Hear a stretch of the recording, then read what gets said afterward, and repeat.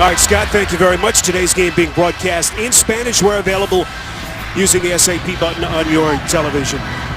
111th all-time meeting as the San Diego Chargers winning the toss, they defer, and so the Chiefs will have the football to start. Josh Lambo, the rookie kicker, on to boot it away, and Crenshaw native DeAnthony Thomas, about 2 hours south from where he grew up here in Southern California, and he will watch that sail through the back of the end zone as Kansas City will have it from the 20 to begin. And what a stretch it has been for Alex Smith. Received 228 consecutive pass attempts without an interception. It has been months since that Week 3 pick, literally. Well, he has never been one to throw a lot of interceptions, and so he did go through a bad streak. But every single player for the Kansas City Chiefs, they credit their head coach, Andy Reid, for keeping this team together, for them bouncing back from the 5-game losing streak to go on to win 3 in a row. And Andy Reid is one of the better coaches in the National Football League. He'll put together a game plan on this offense that will allow Alex Smith to be at his best. Chiefs went to Denver, beat the Broncos in that ugly performance by Peyton Manning last Sunday, 29-13. First and 10 pass is caught by the tight end Travis Kelce, his 46th reception of the season, and he's run out of bounds after a pickup of 3. Starters, this offensive front that has had to move some people around. Jeff Allen today makes the start at one of the guard positions, so Ja Reed takes his old spot at right tackle. And one of the newest sensations in the NFL, Charcandrick West, 5th consecutive start. Boy, they were really down after losing Jamal Charles midway the season with the ACL, but West has been a revelation for the Chiefs. High snap fielded by Smith, fakes the little screen, they go end around, it's DeAnthony Thomas. A little trickeration as he gets close to the 30, brought down after a pickup of 7, and right at that first down marker. Anytime you see DeAnthony Thomas, who appears to be shaken up on the play, anytime you see him lined up tight to the formation, he's going to come back around on that reverse. They'll even do a fake reverse and try to get the defense going after him and then allow Charcandrick West to hit it to the other side. You can see he took a shot right there. Well, DeAnthony Thomas is not a big guy, but they'll get him to run the football on the edges of the defense, try to avoid the kind of punishment you just saw. That was Jaleel Adai who put a lick on him at the end of that play. Enough for the first down for the Chiefs as they move the chains to see what they've done with the rush game, especially here in San Diego, as this long-standing rivalry writes its latest chapter. First and 10, Smith over the middle, right up the seam, is caught. Not much happening after the catch. Jason Avant is brought down after a pickup of 6. Well, John Pagano's Chargers defense has struggled all season. Corey Legion, a question mark today with that mid-foot sprain sustained Week 9 here against the Bears. Manti Te'o is back healthy, out the last 4 games with an ankle injury. And in the secondary, this is a unit that has been banged up as well. Brandon Flowers taking on his old team, a longtime member of the Chiefs, and a former second-round pick of Kansas City back in the day. On 2nd and 4, this is West. Little burst, and he's brought down. Manti Te'o. There has been a guy dealing with durability issues over his first couple of seasons. Well, his ability to shoot the gap and read this play, it's that tackle right there. Even though his head was not in front of the strong legs and lower body of Charcandrick West, Manti Te'o strong enough to bring him down. He continues to get better. He can stay healthy and stay on the field. He makes him a better defense here in San Diego.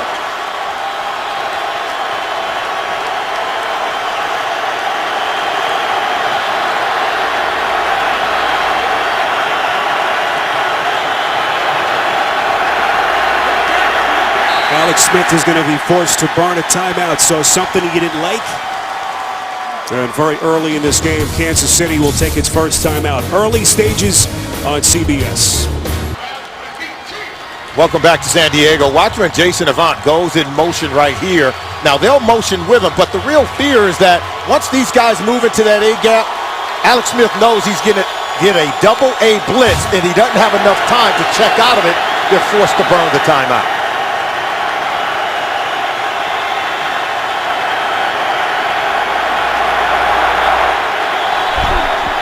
On 3rd and 4, Smith slings it first down. Kelce and Moore tripped up right at midfield. A pickup of 13 yards. Te'o able to bring him to the turf. Second catch for Kelce. Well, we already know Alex Smith is going to throw it A lot. Very short, very quick, getting the balls out of his hand all day long. And it's really about these short, quick passing games that really keeps the defense off balance, allows them to get the ball into the hand of his receivers so they can create yards after the catch. Kelsey only one touchdown catch over the last 8 weeks, but has seen his production right around where you'd expect it at this stage. That's West. Charcandrick West, the guy who about a month ago was completely anonymous to most NFL fans. Undrafted. What a path he's had from undrafted to practice squad Solomon to now suddenly their top flight running back with Charles on the shelf. Yeah, and Andy Reid said that this guy's got a certain energy about him. He's always smiling, always in a good mood. Doesn't seem to be overwhelmed about being on the NFL stage, even though he's replaced one of the best running backs in Jamal Charles in the National Football League. Second and 4, quick screen pass to the near side. That's Albert Wilson, who is brought down right after the catch. Just barely able to get to the line of scrimmage as Kansas City will face a third down. This is what John Picano wants from this defense. Watch how many blue jerseys get to Wilson on this play. Look at all the swarming jerseys, the speed and quickness and tenacity and way that they're playing defense. Good leverage, good pursuit angles. That's how you create turnovers, something this defense needs to see more of. Wilson actually loses a yard officially, so 3rd and 5 for the Chiefs on their 8th play of the drive.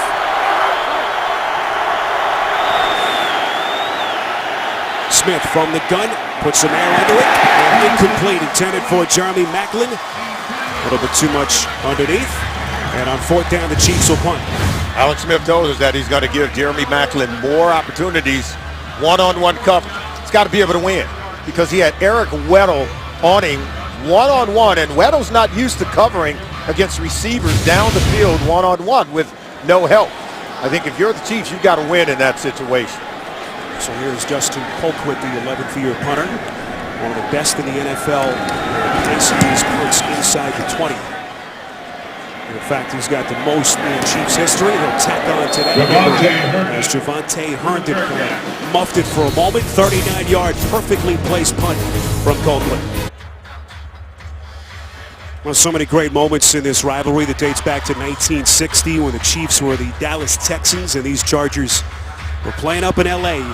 As you see Phillip Rivers onto the field, leads the league in both completions and attempts. Even with this team struggling the way it has, Rivers has been playing at an MVP level. Chargers well rested after the bye. This is Melvin Gordon, a rookie out of Wisconsin, who is still trying to kick his rookie campaign into high gear. D'Anthony Thomas during the commercial had to jog into the locker room. We won't speculate. We'll get an update as quickly as we can, but he took that hard hit from Jaleel Adai on the 2nd play of the game. Yeah, certainly. I think they're going to take a look at it. It's the concussion protocol where they have to take a look at him, and once he can pass, then they'll let him back on the field. Here's Gordon again. Gordon, second stab at it. Josh Maga on the tackle, and a late marker comes in from behind the line of scrimmage. Illegal use of hands to the face. Number 92 defense. 5-yard penalty, automatic. 1st down. That's Dontari Poe on a penalty, and that'll give San Diego a little bit more breathing room. This has been an offensive line racked by injuries. DJ Fluker sustained a concussion actually in practice this week, a question mark. He is up surprisingly. And Antonio Gates, about a month removed from that MCL sprain in his knee, admittedly is still not at full strength, but will dress and play his 3rd straight game at the tight end. Spiro, this offense, we talk about the offense going through their quarterback, Phillip Rivers. Look for him to work to Danny Woodhead and Antonio Gates. The majority of the passing combinations will come to their side. On 1st and 10 after the penalty, this is Gordon. Churning his feet, crosses the 20. They'll make it 18-yard line, close to the 18 on that play. Dontari Poe headlines that defensive front. Slow start for him after missing all of camp with that herniated disc in his back.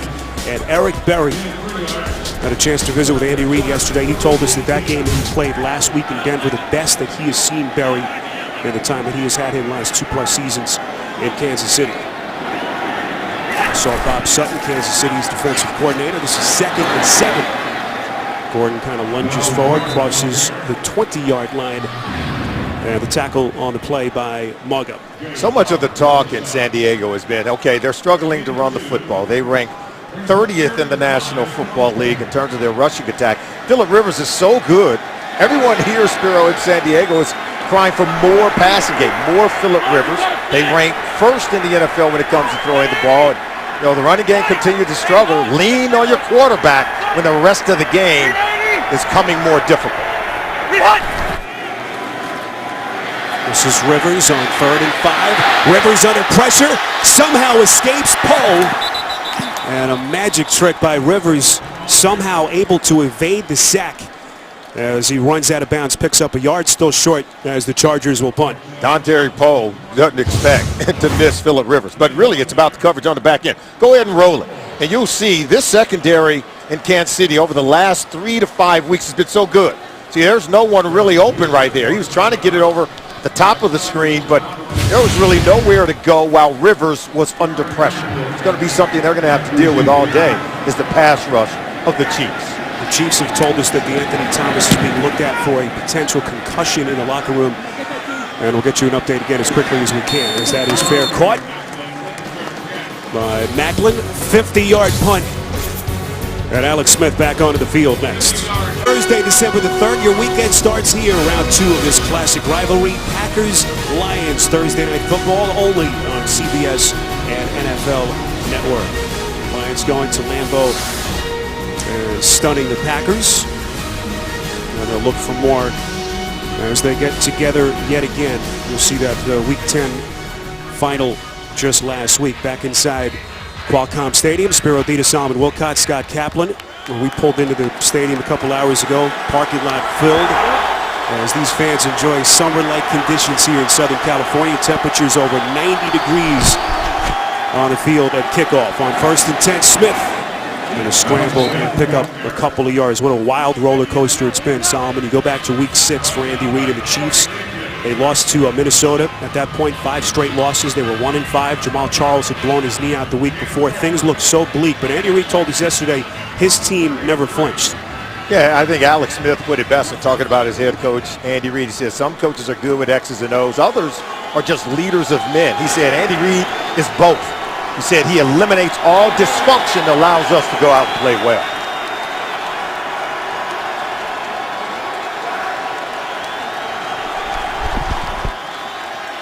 Smith on 2nd and 6 has West wide open. West breaking free, 40 inside the 35. West still going, and finally brought down by Brandon Flowers, the one-time Chief. West 48 yards on the catch and run at Kansas City in business. Well, it looks like the linebacker, number 56, Butler, was supposed to have him in man-to-man coverage over to the right side of the screen, but he comes underneath, and now Butler's in chase. Weddle can't get off the block from Kelsey. And look at the downfield blocking. And West is so good in open space, such a powerful runner with such quickness. He's giving them the same production catching the ball out of the backfield as did Jamal Charles. And with that pass, Alex Smith, 234 straight attempts without a pick. Longest stretch and a new Chiefs record. Smith runs out of bounds.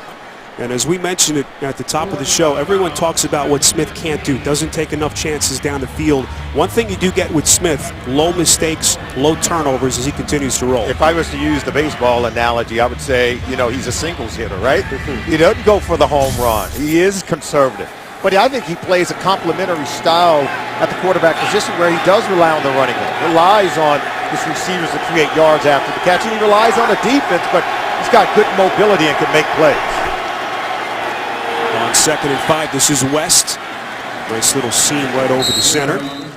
And this consequently another homecoming for Alex Smith. Grew up in nearby La Mesa, former high school star at Helix. There's a lot of family and friends here. He's been coming to the stadium since he was a kid. Yeah, and I want to go back to just talking about his style of play, Spiro. The more important thing I think you could do as a quarterback for your team is don't turn over the football. And if you don't turn it over, you give your team a great chance of winning each and every Sunday. The fact that they're on this 3-game winning streak, no turnovers by this offense over the last 3 weeks. Unbelievable. Where do they go here on 3rd and 1? It's West. Needs the 10, and it appears as though the second-year man out of tiny Abilene Christian in Texas. Has enough. It'll be 1st and goal. You know, Wes has a very strong lower body.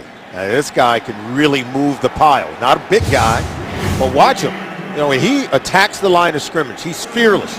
Look at him get going downhill.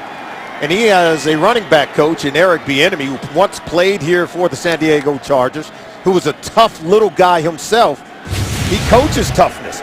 Jamal Charles told him, he said, hey, he's going to coach you hard, but he told Wes, you just got to be able to take it. West last week in that win had a rushing touchdown and a receiving score. That time buried by the combination of Denzel Perriman and Melvin Ingram as they lose a yard. You know, Legion is a guy battling some injuries, but watch number 94. Watch him knife right through. Excuse me, that's 54. That's going to be Ingram there, linebacker coming off the edge. He was able to get penetration along with Perriman. Good play. Now 2nd and goal. This is where you can get some play action pass. Try to get the tight ends on the back end of that defense. And John Pagano, try to find the best matchup you can in a short passing game. Travis Kelce, their tight end, is lined up in the slot towards the top of your screen. 2nd and goal. Smith slings it inside the 5. It's caught. That's Macklin. Brought down right around the 1.5-yard line. They pick up 9 yards, and that'll set up a 3rd and goal here with that clock continuing to run, approaching 3 minutes. This offense, or Andy Reid and Alex Smith, 74% of their pass attempts is under 10 yards. That's the most in the National Football League. If I'm a secondary member and I'm playing against the Chiefs offense, I'm sitting on all short routes because that's what they do. It'll be interesting to see what they do here on 3rd and goal. They rather throw it than run it. Depends on the look they get from the defense as they appear to have their heavy run game personnel in the game. Anthony Sherman lines up in front of West on 3rd and goal. Lead blocker, West goes airborne. No signal from the officials. West appears to be short. And it will be 4th and goal coming up. I thought he stuck that ball out. Looked like he might have come close to penetrating the goal line. Camera's in a good spot to be able to see it. See, they pull guard tackle. Oh, no. He didn't get it. He stuck it out there just momentarily, but not enough to break the plane. And he was able to pull it back before one of the defenders could come and swat it out. Jimmy Wilson was there to get the stop. You like this decision? You know what? They're moving the ball on both drives. I like Andy Reid being aggressive here. Reid's going to roll the dice. They go to the big fella, the tight end. It's Brian Parker mashing his way into the end zone. And Kansas City drives it down the field and gets onto the football field. It's Dontari Poe, I beg your pardon. That big guy. He fooled everyone. He sure did. I remember him at the scouting combine. He outran some linebackers. He was so fast and quick. And look at the big guy lining up in there at fullback. Look at him going airborne, throwing himself around. What a play. That was, I think, incredible. The fact that the personnel allowed them to power it in, you know, that energizes your football team. If you're a defensive lineman, Andy Reid's going to use you on the goal line to score a touchdown, get you excited to come to the ballpark and play football. Dontari Poe, Pro Bowl defensive tackle each of the last 2 years. Struggled for him with his health. We mentioned a herniated disc. Missed all the training camp. What a drive by Kansas City. There is a penalty marker thrown on the point after as Cairo Santos boots it through. First career touchdown for Dontari Poe. Illegal use of hands to the face, number 87 offense. That 10-yard penalty to be enforced. Retry. So Kelce, the man, penalized. And they will move back as they'll have to re-kick. Right there. Yep. Hand to the face. Kelce already a couple of catches. And this will turn out to be about a 42-yard attempt on a point after. Far from a sure thing here. But Santos still has some feel-good memories. We were here for that Week 7 game that he won on a last-second field goal last season.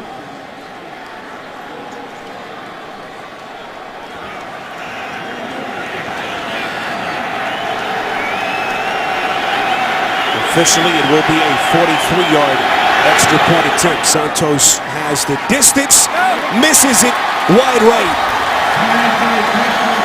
So the penalty on Kelsey comes back to bite them, but Dontari Poe caps off that long drive with his first career score. Aerial coverage of today's game being provided by MetLife, high above Qualcomm Stadium, just outside downtown San Diego. Spiro Dedes, Solomon Wilcots, Scott Kaplan, rest of our CBS crew.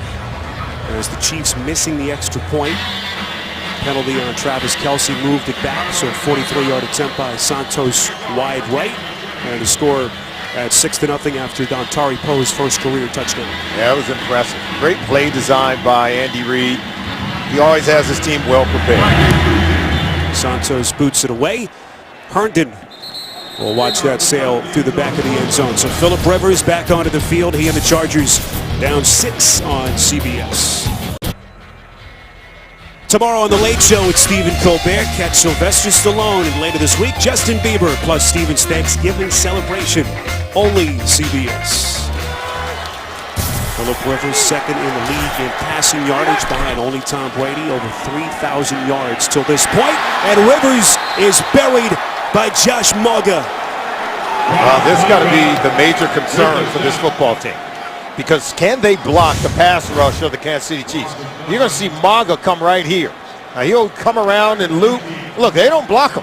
And you've got to block him before you release to go out on that route. If you're number 88, David Johnson, pick up the blitzing linebacker and protect your quarterback. And if they can't protect Philip Rivers, it could be a long day for the Chargers. 5 sacks for this Kansas City defense. First sack of the season for Mauga over the middle. A quick catch. That's in the tight end, I beg your pardon, Ladarius Green. They pick up 9 yards with $1:20 to play in this first quarter. They'll be faced with a third down coming up. But you can see what happened. They get the sack, and then, yeah, okay, if you're the Chargers, you can get a nice gain on second down, but you're still facing the 3rd and long, 3rd and 10. You know you're going to get this blitzing front from the Kansas City Chiefs, and then you got to block Tamba Hali and Justin Houston. Green, by the way, was a question mark today. Was not expected to play with that ankle injury that forced him to miss the Chicago game back in Week 9.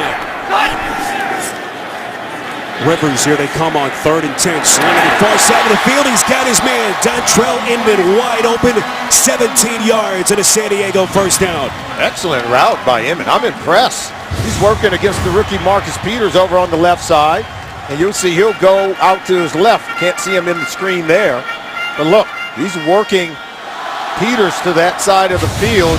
And he lined up tight, giving himself a lot of room for Rivers to squeeze that ball in for a completion.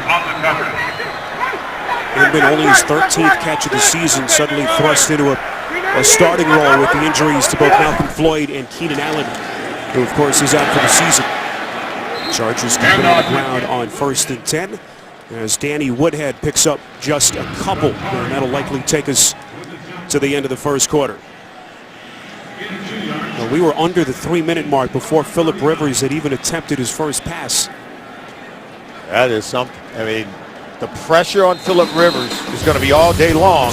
Can the offensive line keep him standing upright?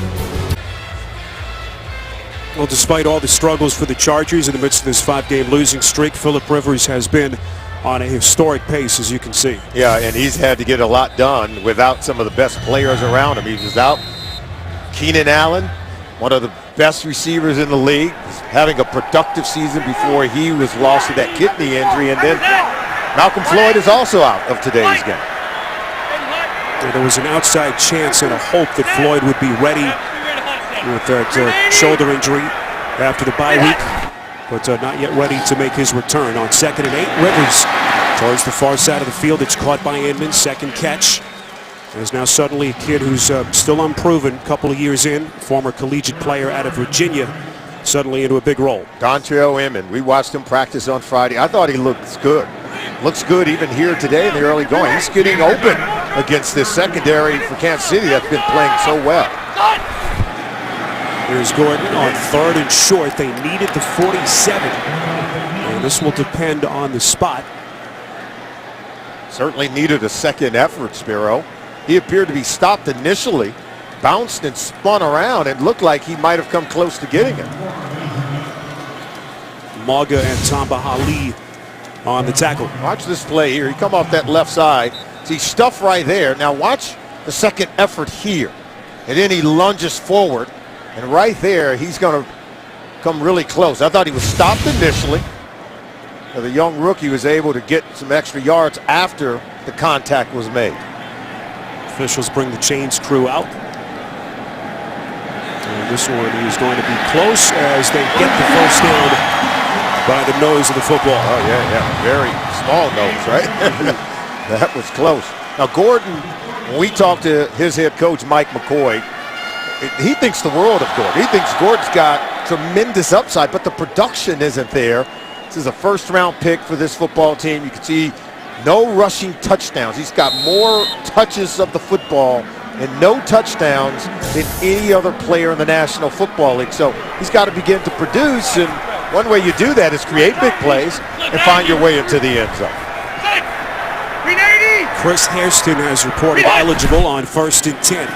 Little play action from Rivers. Quick strike, it's caught. Stevie Johnson inside Kansas City territory, lunges ahead to the 40. 13 more yards and another San Diego first down. Still amazes me, though, the lack of a run game, the lack of balance, and how well Phillip Rivers can move the ball down the field, even against some of the best NFL defenses. He gets rid of the ball real quickly. Of course, a large majority of his passes are 10 yards or less. 72% of them, third most in the National Football League. Very close to what the Chiefs do on offense. And he passes our good buddy Dan Fouts, as Rivers now all-time leader in career completions. Trying to thread the needle to Ladarius Green, who's playing on that bulky ankle. Trying to make a lunging catch. It'll be 2nd and 10. I think Rivers believes he should have made a better throw. Look right there, but see, Green is drifting away from that. No, Green just dropped that one. No, Rivers likes this throw. I stand corrected. Rivers threw a really nice and catchable ball, which should have been completed. Green's got to make that catch for his quarterback. And I believe that look from Rivers tells you all you need to know. This should be the 9th play of the drive. Michigan Clinton! Michigan Clinton! Watch this! 390! There comes Tamba Hali from the edge. Quick strike, screen pass. This is Stevie Johnson. Excellent tackle. What a play by Eric Berry as he dumps his man down. And we asked Andy Reid about Berry. Just couldn't talk enough in terms of positives with how well he played last week. Yeah, he talked about him being all the way back. If you go back and look at the tape from last week, Berry had an exceptional game. I thought he looked as good as he's ever been as a pro player. We all know he's coming off of his battle with Hodgkin's lymphoma, but he looked really good in that win over the Denver Broncos 1 week ago. Woodhead flanking Rivers. This is 3rd and 7. Here come the Chiefs. Rivers steps up, able to elude Justin Houston. They're still coming.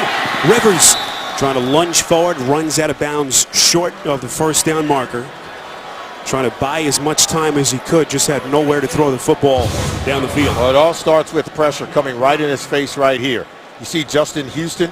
Now he's going to swim over the top, and Rivers comes underneath, but now he's losing ground. Jay Howard in chase, and good coverage on the back end. I think Rivers just did a really good job of not forcing this ball into coverage. You see double coverage and on Antonio Gates, and he's not going to throw it late to the backside way on the other side of the field. Just very smart to protect the football. There's the rookie kicker, Josh Lambo, beat out Nick Novak for the job in the preseason. This one he's on target and perfectly through the uprights. Lambo, the top rookie kicker in the league in terms of kick scoring points, gets San Diego on the board in a 3-point game. Well, very animated discussion during the timeout between Rivers and Antonio Gates. Something you rarely see. It's obviously frustrated about something during that last sequence. Lambo 52-yard field goal to get the Chargers on the board. And Chris Conley standing back towards the end of his own end zone. Another touchback. Well, this was the conversation just a couple of seconds ago during that timeout. Yeah, we don't know what was being said, but certainly it's a heated conversation. Now, having been on those sidelines in games where the communication is poor, you tend to get into these kind of confrontations. It's a, highly intense highly emotional moment when you're on sidelines and you're trying to communicate and one guy said something wrong, or you even think he said something wrong. Now you're going to express yourself maybe at another level. They were able to calm down and sit next to one another on that bench where I'm sure they're trying to work out the issues right now. Well, no two players in that Chargers locker room have been more frustrated with the season that they've had than Rivers and Gates. 1st and 10. Smith under pressure. That pass is incomplete. Off the fingertips of Macklin. And Jerry Itachu coming hard on the pressure right in the face of Smith. And we know Smith is normally accurate on those throws, but when you have pressure coming on you like this, look at that, forced the high throw. It's just good pass rush by the San Diego Chargers. Itachu.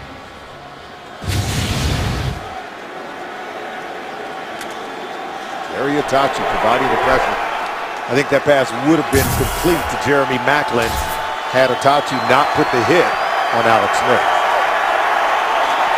Anthony Sherman, the fullback, lines in front of West. High formation set.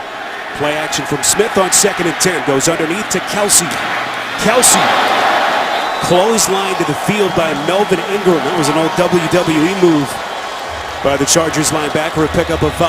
You know what we say, keep your head on the swivel now. You're going to make this move, you better duck. Look at that.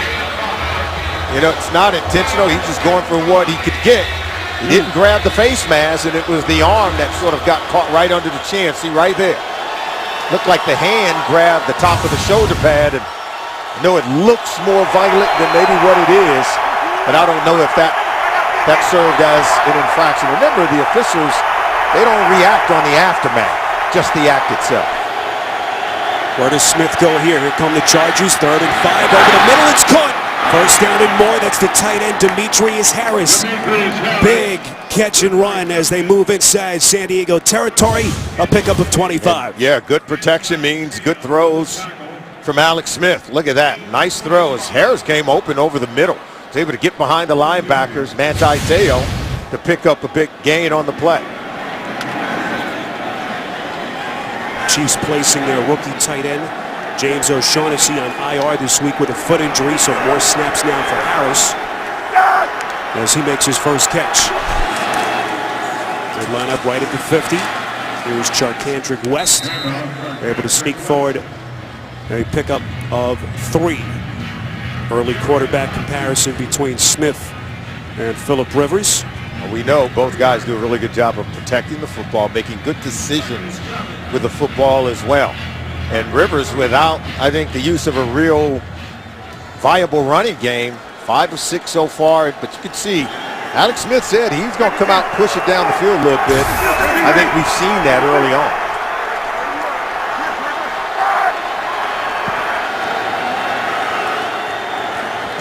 Chiefs go draw play on 2nd and 7. And you talk about a cerebral tandem between a head coach, Solomon, and a quarterback. Alex Smith said something yesterday that was very interesting. He said, as a quarterback, you're at your best when a play call comes in from your coach and you know the reason why. As right now, those two are humming. That's really where they're at. Yeah, understanding the reasons why. As you can see, play comes in from Andy Reid. He's looking at that call sheet. He understands where to go with the ball automatically because they've spent some time together. I think the best years of Alex Smith's career is going to be in Kansas City, playing for this coach, Andy Reid, and I think we're seeing signs of it.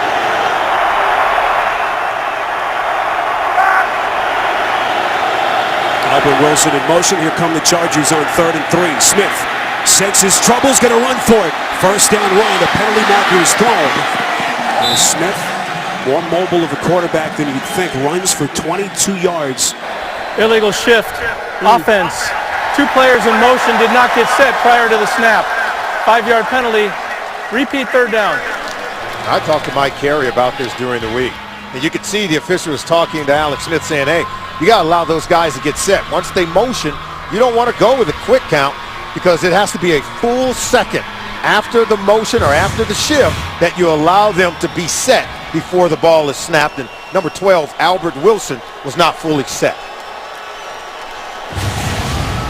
Well, that came into question in Baltimore a couple of weeks ago, that wild ending to the game that we did, Baltimore and Jacksonville.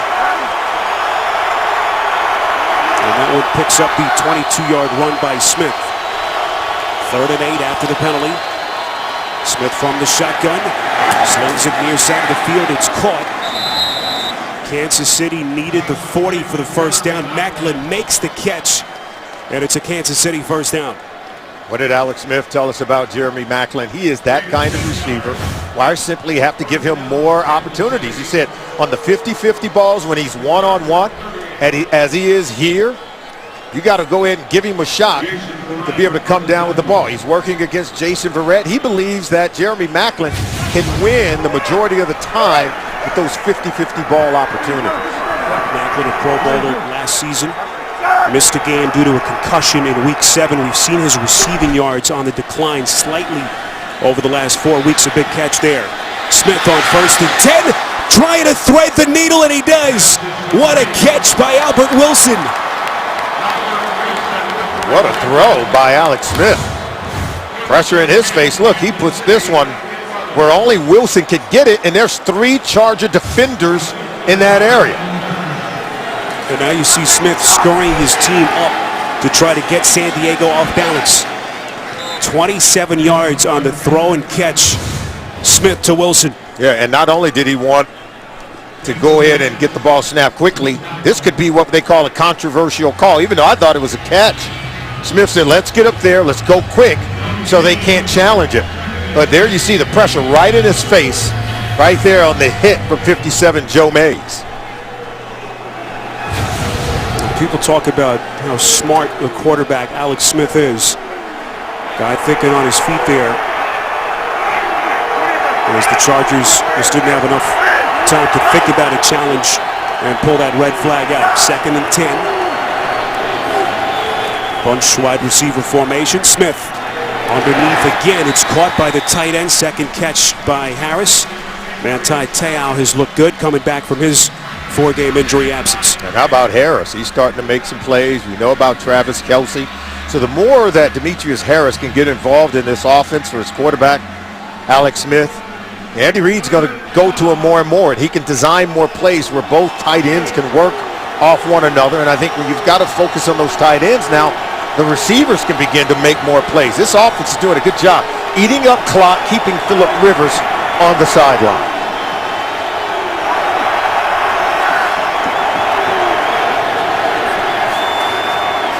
West in motion. Smith faked to him and then tried to go the other way to Kelce. Incomplete. As Kansas City's drive stalls. And the kicker field goal unit onto the field. Yeah, we say, well, why can't you complete this pass? Look at number 51, Kyle Emanuel, right in his face. he was close enough to, take a look at the dentures of Alex Smith. I mean, he was right there, and Smith just had to get rid of it. But that's where Alex is so good at not panicking and not causing some potential turnover, allowing Santos to come on and kick it. Emanuel, the rookie out of North Dakota State. 5th-round pick, was a revelation for the Chargers in the preseason. Playing with the early pressure. That kick from Santos, 28 yards away, is through the uprights. Chiefs lead back to 6. Under 6 to play in the first half. 1, 2, 3. Last night in nearby Santee, the NFL Flag Football League held its playoffs. The league sponsored by the Chargers and NFL Play 60. Keenan Allen donating tickets for one of the older Chargers-affiliated teams to attend today's game, and what a thrill for those youngsters here at Qualcomm Stadium. 28-yard field goal by Cairo Santos. If you've just joined us, Chiefs drove the length of the field early. Dontari Poe lining up as a fullback, got in for his first career touchdown. They then missed the extra point. Chargers tacked on their first 3. And then the Santos field goal to extend the Chiefs' lead back to 6. Phillip Rivers back onto the field. He'll start from the 20 when we come back. Better than 60,000, Qualcomm Stadium on a picturesque summer-like afternoon here in San Diego. And these fans all decked out in their LaDainian Tomlinson gear. He will have his jersey retired and be forever immortalized at a halftime ceremony. What a moment that'll be for LT and these fans. On 1st and 10, Phillip Rivers handing to Melvin Gordon. And how this offensive line will deal with this pressure from the Chiefs, a major storyline today. Yeah, I think they can't run the ball. So that puts it all on the shoulders of Phillip Rivers. And he's known as a stationary quarterback. They know it. Josh Maga comes through for their first sack on the day, but they've been able to hit, hurry, and harass Phillip Rivers, who just can't really get in rhythm enough to create consistent big plays for this offense. Already, as you see, under pressure for most of this first half. Rivers completes. Once again, that's Stevie Johnson. Just past the 35, 13 yards in the Chargers' first down. Stevie Johnson has to make these plays because Antonio Gates is going to get his share. Danny Woodhead has been excellent coming out of the backfield, but they need someone on the perimeter to pick up the slack and the production loss with the injury to Keenan Allen and Malcolm Floyd. Johnson missed a couple of games, weeks 5 and 6 with a hamstring injury. When everyone was healthy, Johnson had almost become kind of an afterthought. Just 31 catches entering this one today. Here's Gordon breaking a tackle.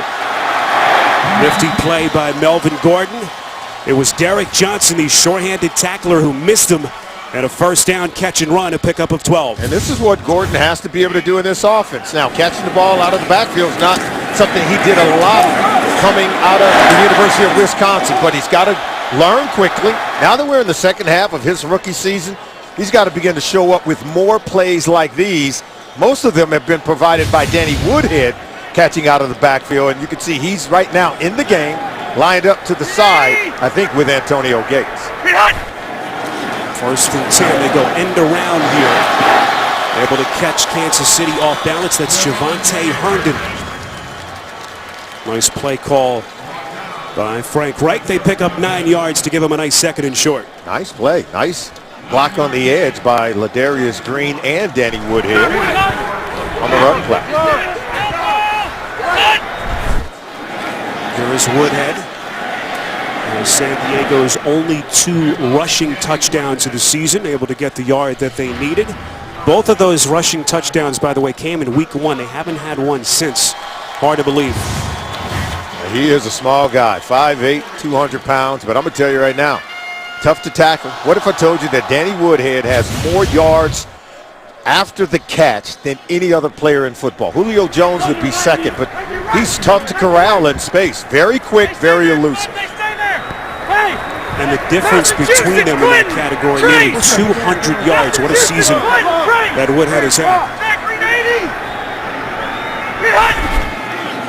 First and 10, they fake the draw, screen pass. Chiefs weren't fooled. No. Wow. Excellent play by Ron Parker. Good tackling. That's what we're seeing from this Kansas City Chiefs defense. Even though there's some catches being made against this defense. Look, first guy there, first guy gets him on the ground. They're swarming, great angles, great leverage, but the ability to hit and wrap up and not allow those yards after contact, that's when you're playing at the highest level on the defensive side of the ball. Parker had one of their 5 interceptions in that win in Denver last week on 2nd and 11. What a play defensively was Derek Johnson. And he has been doing it year in and year out. Became their all-time leading tackler earlier this season. He's an excellent player, there's no doubt. In coverage, in space, to be able to make that play, knife under the intended receiver without drawing the flag, tells you about his overall athleticism and his ability to play, even on third down.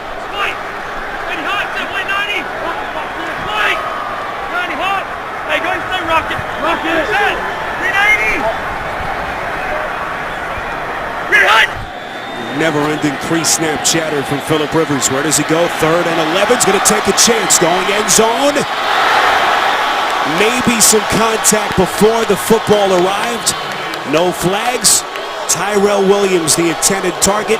Coverage on the play from Hussein Abdullah. There was contact, but look, he's out of bounds. See the ball right there. I think that's why the official did not throw a flag, because Abdullah did not play the ball at all. Look right here. He's going to run into him. There's some bump, but the ball is more thrown out of bounds, even though Williams remained in bounds. Williams just signed to their active roster yesterday when they officially named Malcolm Floyd as being inactive for this game. Or came to that decision. Mike Cypher's on to punt.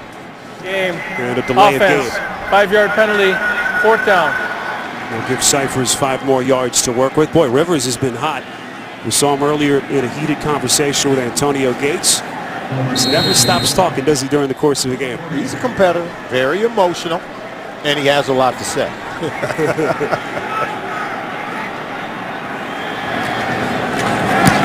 Jeremy Maclin standing back deep, signals fair catch. And another well-placed punt by Cyphers. They'll have Alex Smith and the Chiefs inside their 15 when we come back.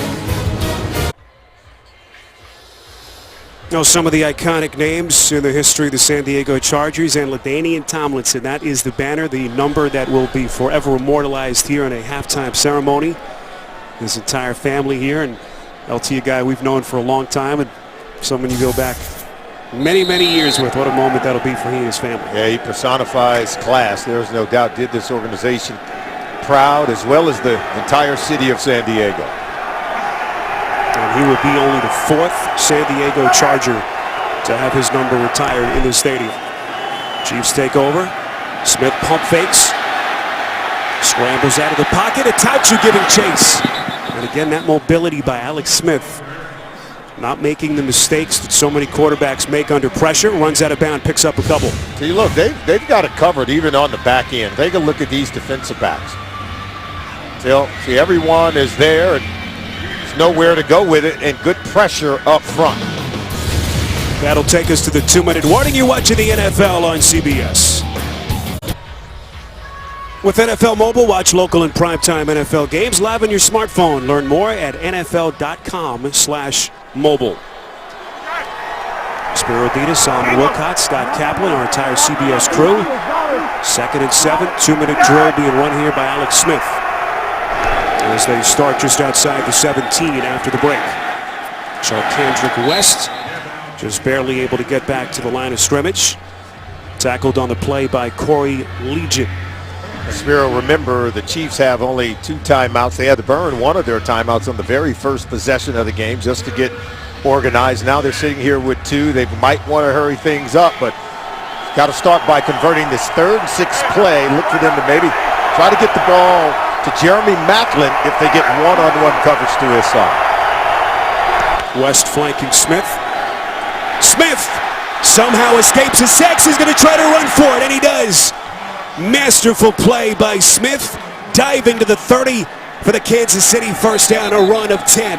He got the covers that he wanted, but he didn't get the protection he wanted. But we said on 3rd down, the mobility of Alex Smith will break down your defense. You get too far up the field, as you saw there, you miss him while trying to control and keep him in the pocket, then he's going to use his athleticism to hit that first down marker and be able to create a new set of downs. This is something that maybe even Phillip Rivers can't do for his team, and that's why I think Alex Smith is one of the more underrated quarterbacks in the league.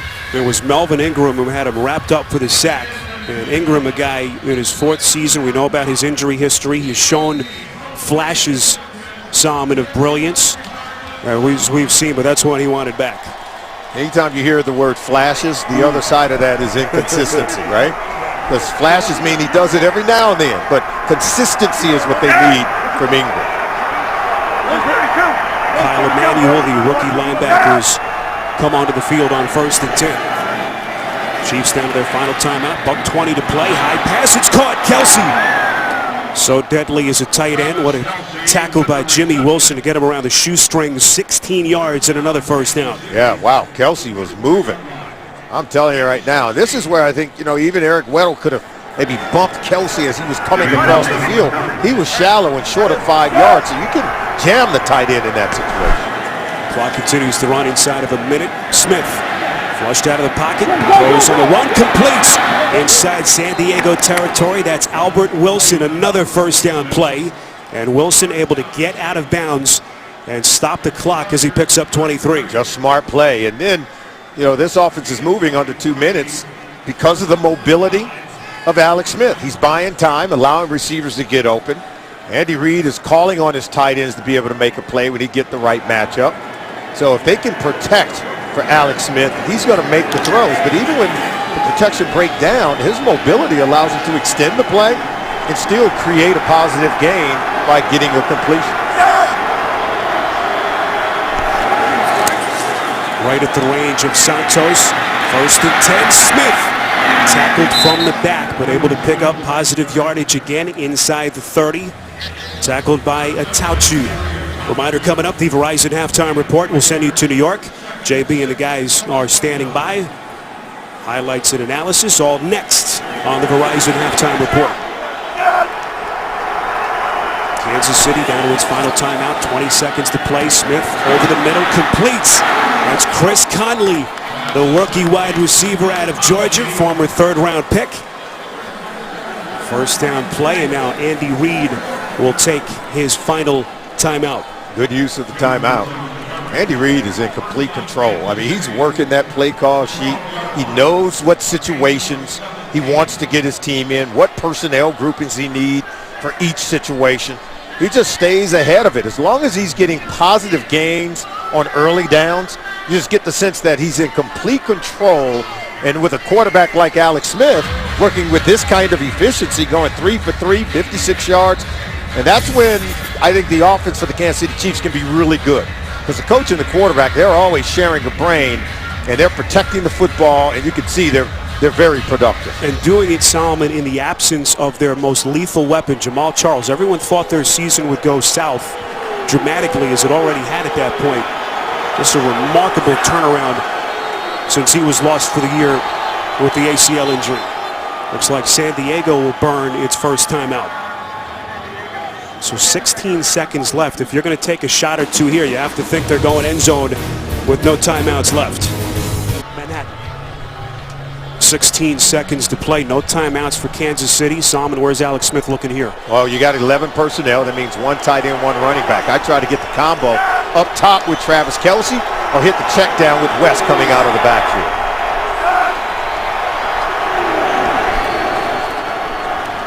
Smith going end zone, and Macklin just runs out of real estate. Just 5 seconds come off the clock. It'll be 2nd and 10. Yeah, he was never open. He tried to go to the trip side. I thought with all the defenders to that side of the field, you could see Macklin, that's that 7 route, going to the corner. But that's a tough throw. But you could see they had help underneath and over the top of Macklin. I thought the combination to the other side of the field with the tight end and running back, because you want to get a linebacker in coverage against Kelce or against the back and try to get that matchup and win. Chiefs again are out of timeouts. So really the only play at this point is to throw to the end zone. Chargers are going to burn their 2nd timeout. Want to make sure everything is set. Another reminder, the Verizon Halftime Report comes your way next. JB, Tony, Bart Boomer, and Coach Cowher standing by in our CBS studios in New York. The Verizon Halftime Report in just a moment. What a first half for Alex Smith. Solomon, a guy who averages 241 yards passing per game, already over the 200-yard mark in the first half. Now look at the yards per play. 7.3 yards per play. They're doing pretty good. And Mike McCoy, he's got to find a way to keep Phillip Rivers on the field. They've got to convert some 3rd downs. They got to turn those red zone possessions into points and not just have to settle for the field goal.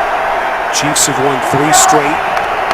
Just a game out of that final AFC wildcard slot. Hard to believe here in week 11.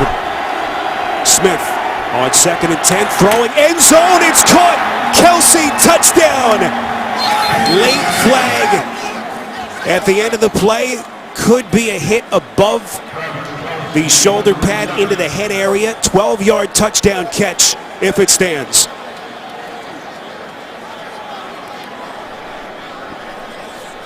Carl Sheffers is our referee.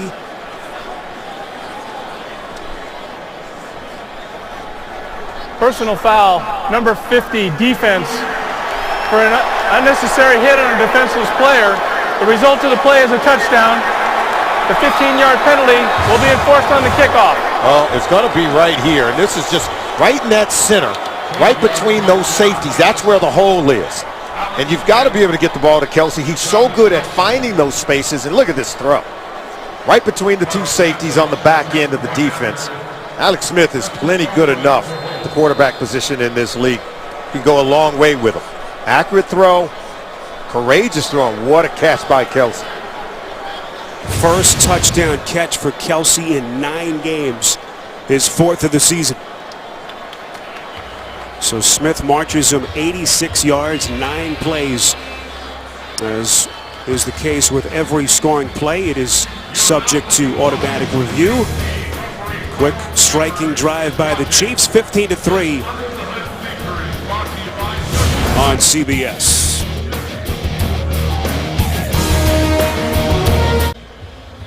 Now the Travis Kelce touchdown still under review. Here's the call. After review, the receiver never had control of the ball. The ball hit the ground. It is an incomplete pass. The 15-yard penalty will be enforced half the distance to the goal, automatic. First down. All right, let's bring in our officiating expert, Mike Carey from New York. Mike, take us through the play. Yes, guys, I think by now we all should know you have to have clear control when you're in the air. And when you're going to the ground, you have to maintain that control. And the ball may not hit the ground. The ball hits the ground. Prior, he did not have control. An incomplete pass every time. All right, Mike, thanks. And now Andy Reid putting a lot of trust in his quarterback. They're going to take a shot. 6 seconds left, no timeouts. Yeah, and guess what? I would spread them all out. Now they're going to go with a full house in that backfield, a full back and a runner. But Alex Smith could end up running the ball. Boy, San Diego just barely able to get a timeout call. That'll be their final one. The Chiefs had Macklin and Wilson split out on both sides of the field. And now a couple of more seconds to think about it for Andy Reid. Well, it was Manti Te'o who had the jarring hit on Kelce here. Going to drive him to the turf. And dislodging the football just enough. There it is. You see it coming loose. Great job by our cameraman here at Qualcomm Stadium. You know, we like to say the eye in the sky don't lie. And it's not always true because you don't always have that clear, visible evidence that we need. But that time, I think it was plenty evidence that he did not have control of the ball. How about this? Andy Reid changes his mind. He's going to allow Santos to kick it for 3. So Santos, who hit from 28 yards earlier, will attempt a chip shot here from 24 yards out. Santos, who was the hero here for the Chiefs last season in Week 7, is perfect from 24 yards out. So the touchdown overturned, but the Chiefs able to salvage 3 points and get their lead to 9. We set the table for you in terms of just how big this game is for Kansas City. A team that started the year 1-5, looking for their 4th straight win. Entered the day just a game behind Buffalo and the Jets for that final wild card spot. The Jets losing today now, so they get to 5-5. Houston has leapfrogged in front of them. But so basically all you need to know, Solomon, is that the Chiefs are right in the thick of things for that final spot. And I think it's amazing because they were in Chicago. They lose Jamal Charles for the season. And then they were going to lose, I think, another game against Minnesota. Lose 5 in a row. You're without your best football player. You talk to the coaches, talk to the players on this team. They'll tell you that Jamal Charles is their best football player on either side of the ball. And this team, miraculously, under the leadership of their head coach, Alex Smith, able to go on, Andy Reid, are able to go on and win 3 in a row. Just phenomenal. There haven't been many teams that have started 1-5 and made the postseason. Only one, in fact, the 1970 Bengals. It's a number of reasons why they're in this position. We've talked about Charcandrick West, the defense being revitalized. And really the biggest improvement, according to Andy Reid, has been his offensive line. After all of their struggles earlier in the season, they've performed at a very high level during this 3-game winning streak. What did he say? He says, you know, we wanted to go with some talented guys. He said, but in the end, you got to go with tough guys. Tough guys, he said. He always went with tough guys on the offensive line, and they wanted to be more athletic. And he said, you know what? We're going back to playing our 5 toughest guys, and he feels it has made a huge difference. Chargers will run play. Final 2 seconds will come off the clock. So a break for San Diego as that Kelce touchdown was picked up. But the Chargers in the midst of this 5-game losing streak, still down 9 as we reach halftime. We'll be back with the Verizon Halftime Report after this message and a word from your local station. You're watching the NFL on CBS, home of Super Bowl 50. Just about ready for the start of the second half here in San Diego. The Chargers and the Chiefs taking the field with Kansas City in front 12-3. And time now to take a look at who you're loving, presented by McDonald's Game Time Gold. The Chiefs thought they had a touchdown connection between Alex Smith and Travis Kelce. Officials went to the replay booth, determined that Kelce did not in fact have possession. So the touchdown was negated, but Cairo Santos able to salvage 3 points and extend Kansas City's lead to 9. Spero Dedes, an emotional halftime ceremony here just a couple of minutes ago as Chargers great LaDainian Tomlinson had his jersey retired. Here was the banner unveiling just seconds ago, and our Scott Kaplan is standing by with LT on the field. Well, Spero, you're so right. That was such an emotional halftime ceremony. LT, the Chargers have called San Diego home for over 50 years, and only 4 guys have ever had their number retired. What is the emotion that you must be feeling right now? I can't believe it, honestly. It is such a moment that I would obviously always remember, but you never envision getting your number retired. It's not something you set out to do as a player. It happens, and it's really overwhelming feeling. You had a chance when you were very early in your career to possibly take off, but you showed tremendous loyalty to this organization. Why did you do that? I believed in this organization. I wanted to be a part of the solution and turning this organization around. I didn't want to run out at the height of my career because I believe, you stick it out.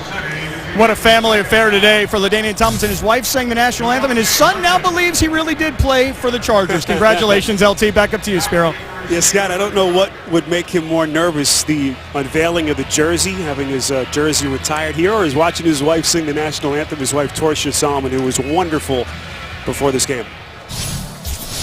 Kansas City boots it away to begin the third quarter. And Phillip Rivers and company will have it from the 20. Salmon, what about adjustments here for the Chargers? I think it's clear for both teams. I think you start with the Chiefs. They've got to achieve greater success on third down and inside the red zone. They were 1 of 3 inside the red zone where they had to settle for field goals and not get touchdowns. For the Chargers, protect Phillip Rivers from this Chiefs pass rush. They did give up 1 sack, but as we said, he was hit, hurried, and harassed in the first half. They need greater rhythm on the offensive side of the ball, and I think it starts with protecting their quarterback. This is a San Diego team that is well rested at their bye last week. It's a disastrous season that they didn't anticipate. Certainly 5 straight losses after that 2-2 start. Rivers under duress. Appeared to be perhaps a hold. You saw King Dunlap and Tamba Hali tangled up. Number 77 offense. 10-yard penalty. Replay first down. So the officials do get Dunlap, who's been one of their many offensive linemen injured. Yeah, the appropriately 6'9", 330-pound King Dunlap. But you can see the holding there on Tamba Hali. It's a big man.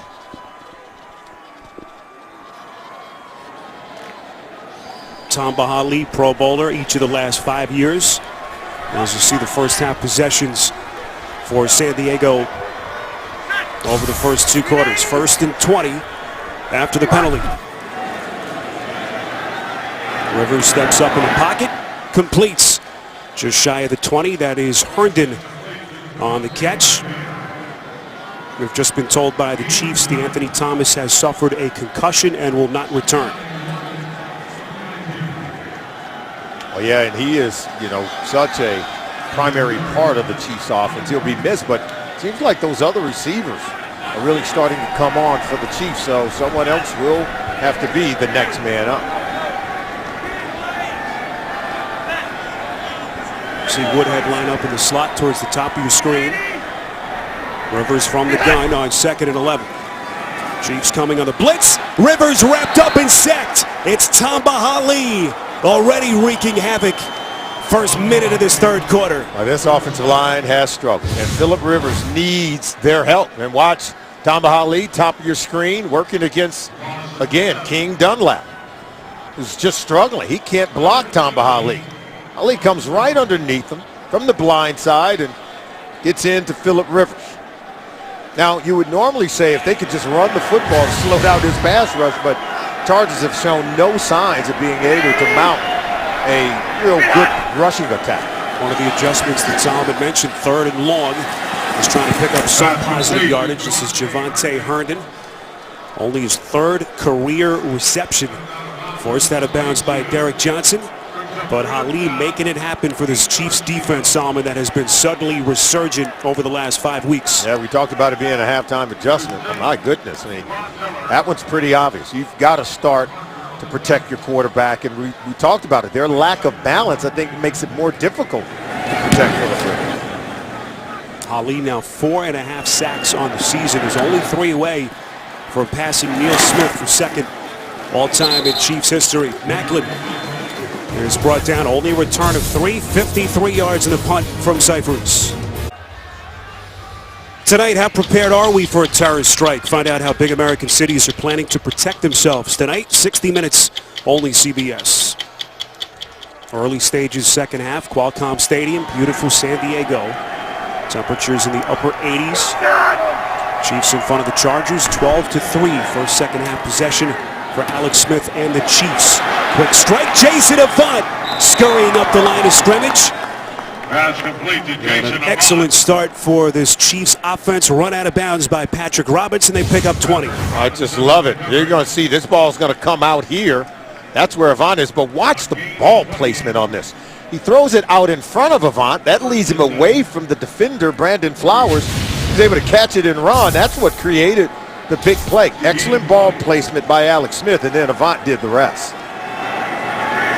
No quarterback in the league throws those underneath passes more than Alex Smith.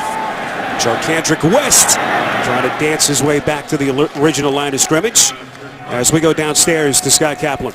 Sparrow, it's interesting that they did throw the ball outside because talking to Andy Reid at halftime, he said the part of their package that they were really excited about coming into this game was using the middle of the field. And you remember the first half, tight ends, receivers, running backs, all catching the ball underneath in the middle of the field. On defense, he said we've got to ramp up pressure. While Rivers didn't throw for a lot of yards, he was very efficient in the first half. We already saw them ramp up pressure on that last possession, getting to Philip Rivers. Even came away with a sack, forcing a 3-and-out. There's Samba Ali doing it for the Chiefs defense. There's Smith on 2nd and long. Kelsey, who had the touchdown negated on that last possession to end the first half. They pick up 9 yards on that play. Nice blocking in front of him by Albert Wilson and Jeremy Macklin. This is that short, quick passing game we talked about. The majority of their pass attempts, 74%, or 10 yards or less for Alex Smith. That's the most in the National Football League. So that means if I'm John Pagano, if I'm the defense for the San Diego Chargers, you got to start crowding the line of scrimmage. Quick throws mean the D linemen have to get their hands up, try to bat down some of these balls. We'll see if John Pagano makes the adjustment. 3rd and 3. Again, Smith goes underneath. This is West. Excellent tackle on the play. Jason Verrett. And when this kid has been healthy, he is among the best young corners in the NFL. Tackling is one way to negate these short, quick passes. You can't allow yards after the catch or yards after contact. And Jason Verrett shows it right there by making that tackle and forcing the punt. If you miss that tackle, it's going to be a first down for Charcandrick West. Boy, we come across a lot of crazy stats doing these games every week. The Chargers on the season have 1 punt return yard. That is hard to believe. The NFL record for a season is 27 total punt return yards, and once again, they don't get a chance to return it as Edmond signals fair catch. Well, some of the indelible images of that 1960 San Diego Chargers team that consequently played up at the LA Coliseum. And it's been a long time since San Diego has started to drive out past their own 40-yard line. You see that graphic, incredible. 67 straight games as Melvin Gordon gets out past the 10. Solomon, I just mentioned we saw Javante Herndon fair catch that last punt. How do you have 1 total punt return yard for an entire season to this point? I think it comes from having to fair catch so many. You're fielding them deep in your own territory inside the 10-yard line, and sometimes you don't catch them at all, and they are allowed to roll. So I think that's been a huge part of it. Jacoby Jones, the man who they brought in, who has had so much success returning punts and kicks for Baltimore. And so they had to make a change after he struggled a couple of weeks back. And right now Rivers faced with another 3rd down coming up. Boy, they really do struggle when it comes to trying to run the football. But here Rivers is facing a 3rd short. Got to throw it quick because you know they're coming. White. Hey, hot. Hey. Hey, you go. Stay rolling. Changing the play. Cut. Rivers only 101 yards passing to this point. Underneath, completes to Herndon. Herndon gets to the 20. First down, catch and run as he's run out of bounds after a pickup of 10. He was expecting a blitz, so he said, okay, I want to throw it quick. Herndon's sitting over here at the bottom, and he can run it for the first down. That's an extension of the run game. But there you see Houston coming underneath Barksdale. And you can tell if Rivers doesn't get rid of it quick, right now his offensive tackles are struggling against Justin Houston and Tamba Hali.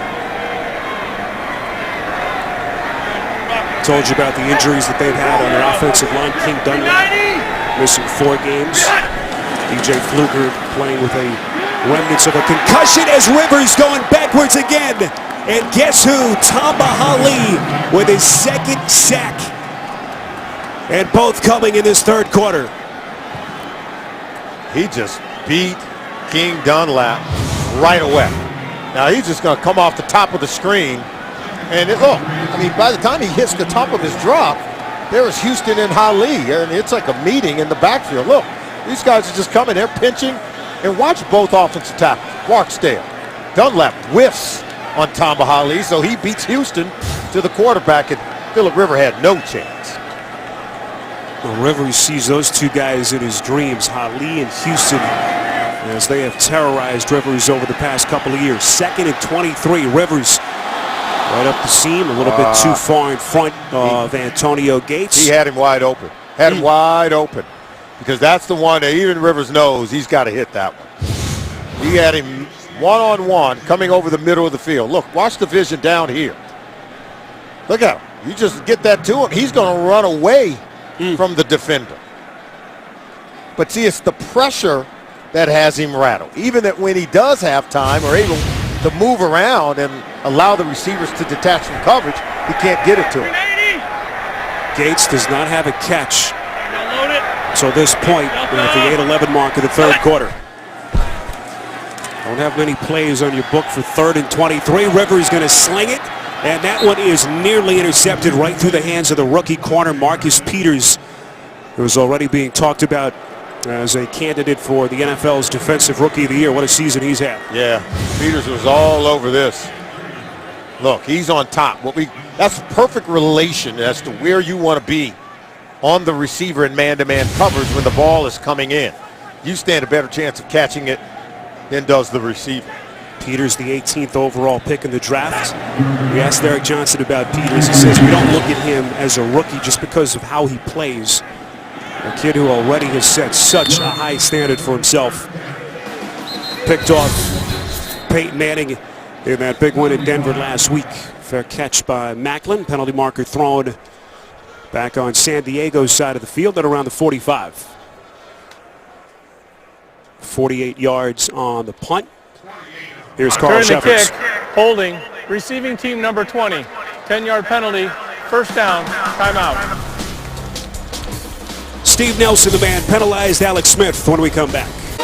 Thursday, December the 3rd, your weekend starts here. It'll be round 2 of one of the NFL's all-time rivalries, Packers-Lions. Thursday Night Football, only on CBS and NFL Network.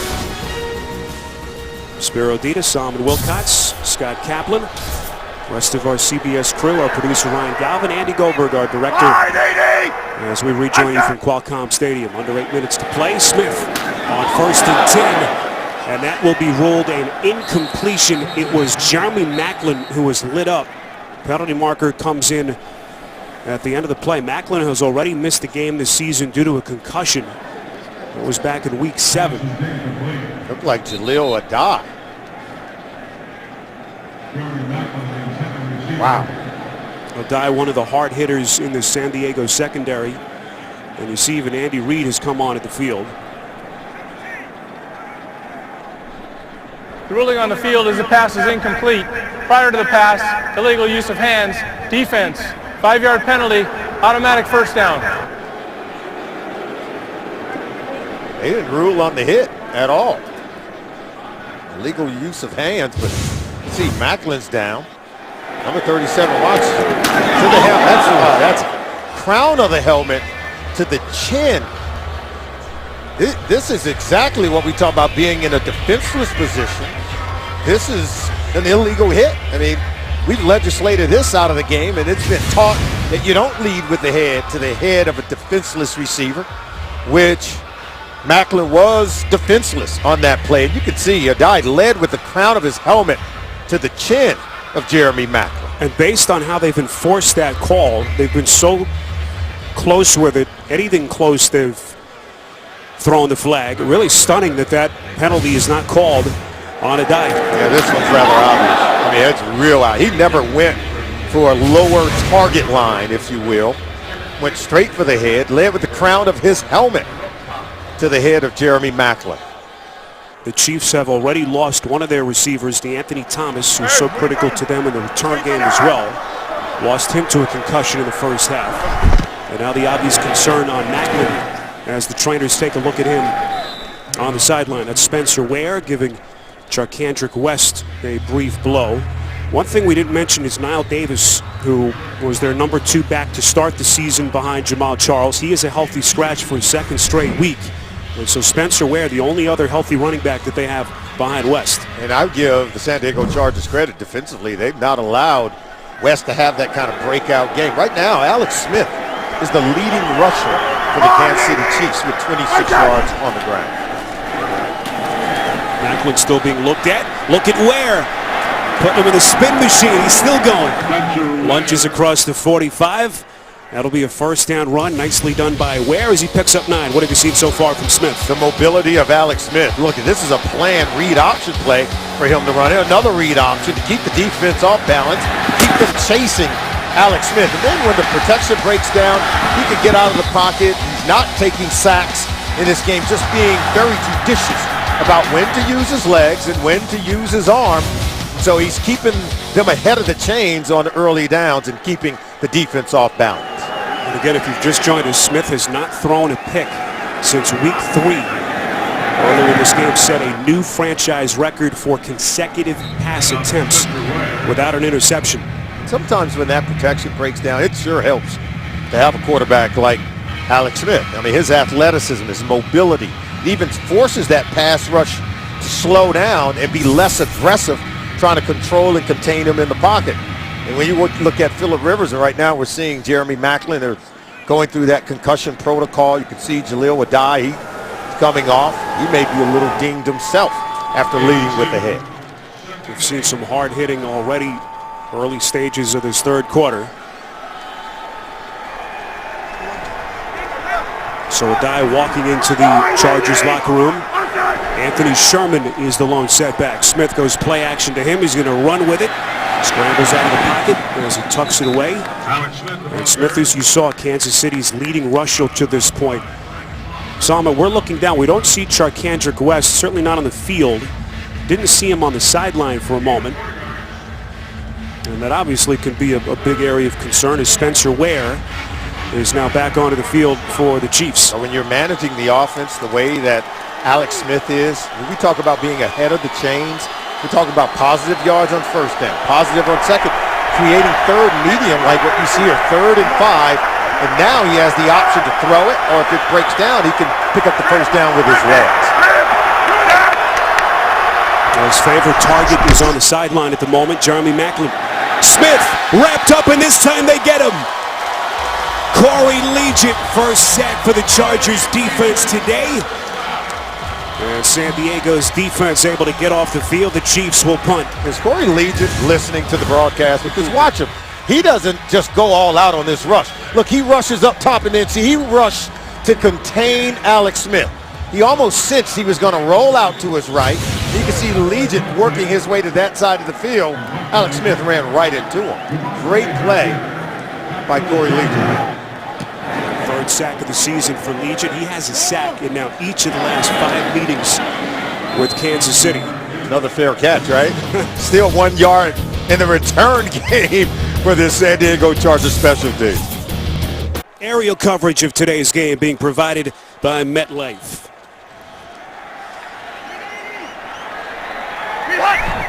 First and 10, Rivers back onto the field, over the middle, completes. It's Stevie Johnson. So, Sama, we've just talked about some of the injured Chiefs. You see Jeremy Maclin going through the concussion protocol. They are working on one of the legs of Charcandrick West. Suddenly, the Chiefs with some of their key guys being looked at. Yeah, West, they seem to be working on his hamstring. Danny Woodhead on second and short. So, the question is, if San Diego can get their offense going, this could be a game, but right now they just can't block anyone. Yeah, it starts with the blocking. It starts with protection. King Dunlap has now been taken out of the game at left tackle. Chris Hairston, number 75, has been inserted at the left tackle position. Maybe he can improve some kind of protection and be able to block Tamba Hali. Hali beating Dunlap on successive plays earlier in this quarter. That pass is deflected and intercepted. Justin Houston, and he's in for the pick six. This is what pressure does to even the elite quarterbacks in our league. He felt pressure, and he felt hurried to throw that ball, even though he saw Justin Houston standing right in his face. And when he tried to pull the trigger on it, Houston was able to come away. See, he's feeling pressure here, but he doesn't see this because he's too busy looking behind himself, and he just give that ball up for grab. What a play by Justin Houston. This is Tamba Hali and Houston working so well together, creating what we call the illusion of pressure for a quarterback. Even when it's not there, he was feeling it. Third career interception for Houston, his second of the season, and his first career touchdown. 16 yards on the pick six return by Justin Houston. Cairo Santos with the point after, and it goes from bad to worse for the Chargers. Look at what this Chiefs defense has done over the last 2 weeks. That's actually 5 quarters, less than 5 quarters, Solomon. 8 sacks, 6 takeaways. Against quarterbacks like Peyton Manning and Phillip Rivers. Bob Sutton has dialed up the magic elixir for this defense, their ability to put pressure on the quarterback and create turnovers. As you have said, the basic fundamental aspect of offensive football is blocking, and right now the Chargers can't block anyone. Javante Herndon will take a knee in the end zone, and the Chargers will have it from the 20. Tomorrow on CBS, Supergirl flies into action to Saver City. New Supergirl tomorrow, 8/7 Central, only CBS. I think Phillip Rivers needs Supergirl to provide some protection. And I think we could see his production improve. Look at Charcandrick West limping off. You said they were working on that right hamstring. Justin Houston and Tamba Hali, I think it does start up front for them on that defense. When they can dial up pressure, just getting pressure off the edge without even having to blitz in Bob Sutton's defensive scheme, this defense will be playing at a very high level. Chargers have, or the Chiefs rather, have told us it is a right hamstring for West. His return is questionable. That's Johnson. It's his 5th reception of the day, over now 40 yards, and they're going to need a lot more where that came from Stevie Johnson. Yeah, and it's tough to push the ball down the field. You know, Phillip Rivers is a 5-7-step drop guy, vertical passing attack, and trying to push it down the field to get it to these receivers. You can see, yeah, they've got some catches, but very little production in terms of yards. Very few big plays in the passing game because the protection can't hold up long enough for Phillip Rivers to hold the ball in the pocket and then push the ball down the field. We saw no catches for either Woodhead or Gates. It's hard to believe at this point. Johnson, another catch. Woodhead, second most receptions among running backs in the NFL. 45 catches entering this one today. See Rivers going to get rolled up on at the end of that play. It was Chris Hairston who's come on for King Dunlap. First down on the catch by Johnson. 180. Very pedestrian numbers till this point from Phillip Rivers. Set. 380. Rivers on 1st and 10, pocket collapses. Rivers going to tuck it away, nowhere to throw down the field. Mauga watches him run out of bounds after a pickup of 4. Oh, they just do a really good job of defending, as you see one of the offensive linemen down, but Look at the receivers down the field. There's a red hat next to every blue jersey. Even Woodhead, who released out of the backfield late, he was covered at the top of the screen. Look at everyone's locked down in man-to-man coverage. This secondary for the Chiefs has gotten so much better during the middle portion of the season. I think it's helped turn around their fortunes in the way that they're playing on defense. We know they have a great pass rush, but great coverage on the back end also. Injured Charger is Joe Barksdale, one of their offseason free agent acquisitions, coming over from St. Louis. And this has been one of the major storylines for this team, all the injuries that they've had, specifically on their offensive line. Yeah, Franklin at the left guard position has missed time. Dunlap at left tackle has missed time. DJ Fluker has battled some injuries. And now you see Barksdale walking off. 5 different starting offensive line combinations. Tied for 3rd most in the NFL.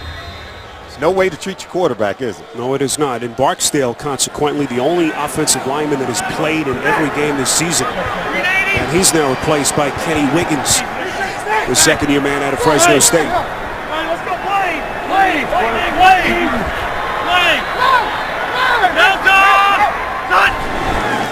Rivers on 2nd and 5, turns hands to Woodhead.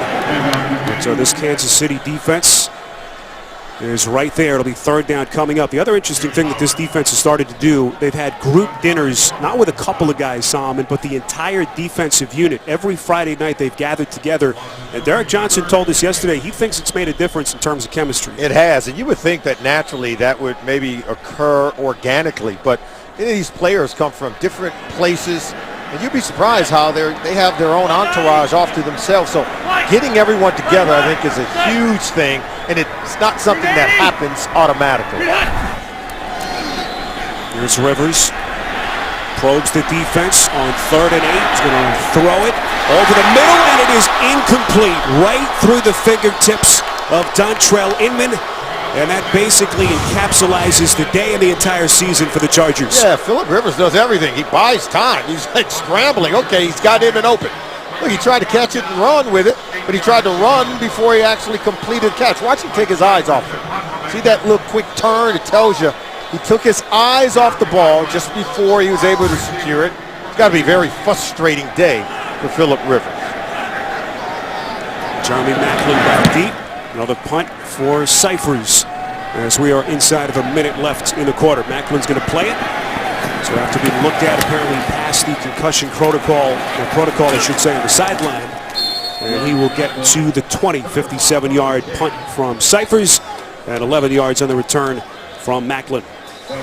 Coming up tonight, Week 11 continues with Sunday Night Football on NBC. Tomorrow, Monday Night Football on ESPN. And then Week 12 will kick off with a Thanksgiving Day triple header beginning at 12:30 p.m. Eastern Time on Fox. We'll all be in front of the television set. A lot of football coming your way later this week. Fun day, isn't it? Mm-hmm. Best day of the year if you're a football fan. I know you're watching your waistline. You always want to stay fit, but not on do Thanksgiving. you give yourself one day? Yeah, Thanksgiving, right? Kidding me? There you go. Absolutely. 1st and 10. Chiefs start just outside their own 20. Smith, play action's going to tuck it away and run again. Slides close to the 25-yard line, just supremely confident with his decision-making, Solomon, and where he wants to go with the football. Yeah, we talk about it being that singles hitter. That's okay. I mean, he's not a riverboat gambler when it comes with the football, the playing quarterback. He doesn't risk the ball. He doesn't turn it over. In fact, anytime I see him with a turnover, maybe a fumble or throw an interception, I look at it as an anomaly, but he plays really well and keeps his teams in games. And right now, he's finding a way to keep his team on that winning trend. Sun starting to set here in San Diego, California. The 2 headliners, Alex Smith, Phillip Rivers, who's been so great, not so much today. One of these guys has had the blocking up front, Solomon, and the other has not. Yeah, Phillip Rivers, he's going to have to get in the whirlpool tomorrow. Look, already he's been sacked 3 times and hit a whole lot more than that. Jersey is getting dirty, and even when he's been able to make some plays, he's overthrown an intended receiver, and Antonio Gacy's wide open. And when he's hit a receiver who was wide open, they dropped it. And so it's been that kind of day. Very frustrating for Phillip Rivers. He can continue to work on it because this game is not out of reach. All they have to do is create a few big plays and not Only will they be back in it, they can still come away with a win. Now, Rivers entered the day averaging 337 yards passing per game. Today, just $131. And not to mention that interception. So the fourth quarter begins. Kansas City in front, 19-3. Second and 7. They get to Smith again. It's the rookie linebacker out of Miami, Denzel Perryman. Second sack for the Chargers. And there you see the speed of Perryman. Look at this. He's smart. He started to get containment sort of as that green dog rusher. We call it just a late rusher as he came from the second level of the defense. Smith didn't think he was going to come, thought he was going to drop back in coverage, but he disguised his intent to go and rush the quarterback, and then you can see his speed and ability to close on Alex Smith came up huge there for the defense. First career sack for Perryman, a rookie out of Miami whom they took in the second round of the NFL draft. Loss of 14, so it's a 3rd and 21. This is Spencer Ware. You see a penalty marker just past where he just ran with the football. A couple of markers on the field. And we told you earlier, Nile Davis, again, a healthy scratch. So with Charcandrick West being looked at, that right hamstring, Ware, Pass they're only... interference, number 19 offense. That penalty's declined. Result of the play, 4th down. Spencer Ware, their only healthy running back. But right now with a comfortable lead, not as much of a concern as it was earlier. Yeah, but they're still going to have to close out this game. You just get the sense that the Chargers are one big play away from, capturing the momentum and being able to maybe steal this game away from the Kansas City Chiefs.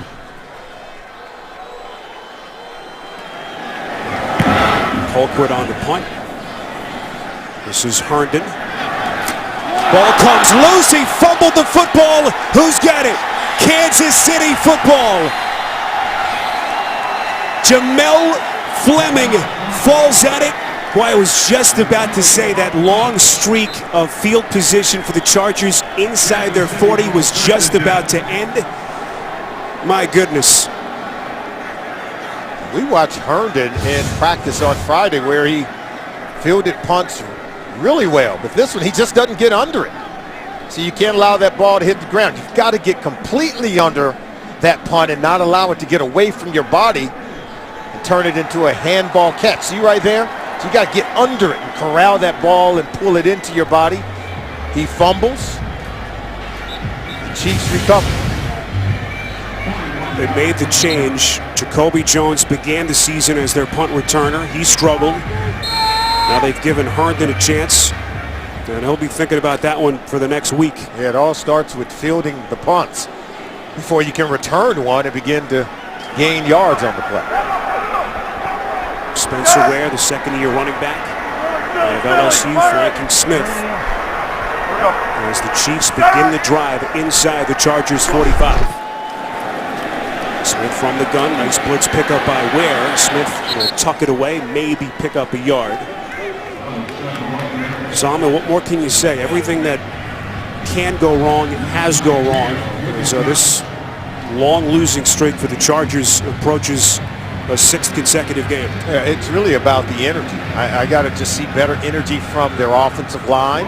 I got to see better energy from Mike McCoy's defense right now, particularly in what we call these turnover situations. Sudden change where you have the possession change back over to the Chiefs. Now the defense got to play with greater energy. Here's Ware. And Ware is stuck, hard hit by Denzel Perryman, who meets him at the line of scrimmage. Perryman playing with energy. I can tell you that right now. You can tell these rookies now when they get an opportunity. There's a guy that played some good football.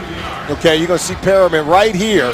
Watch him just kind of shoot the gap. He likes to get up to that line of scrimmage. Look at him shoot the gap.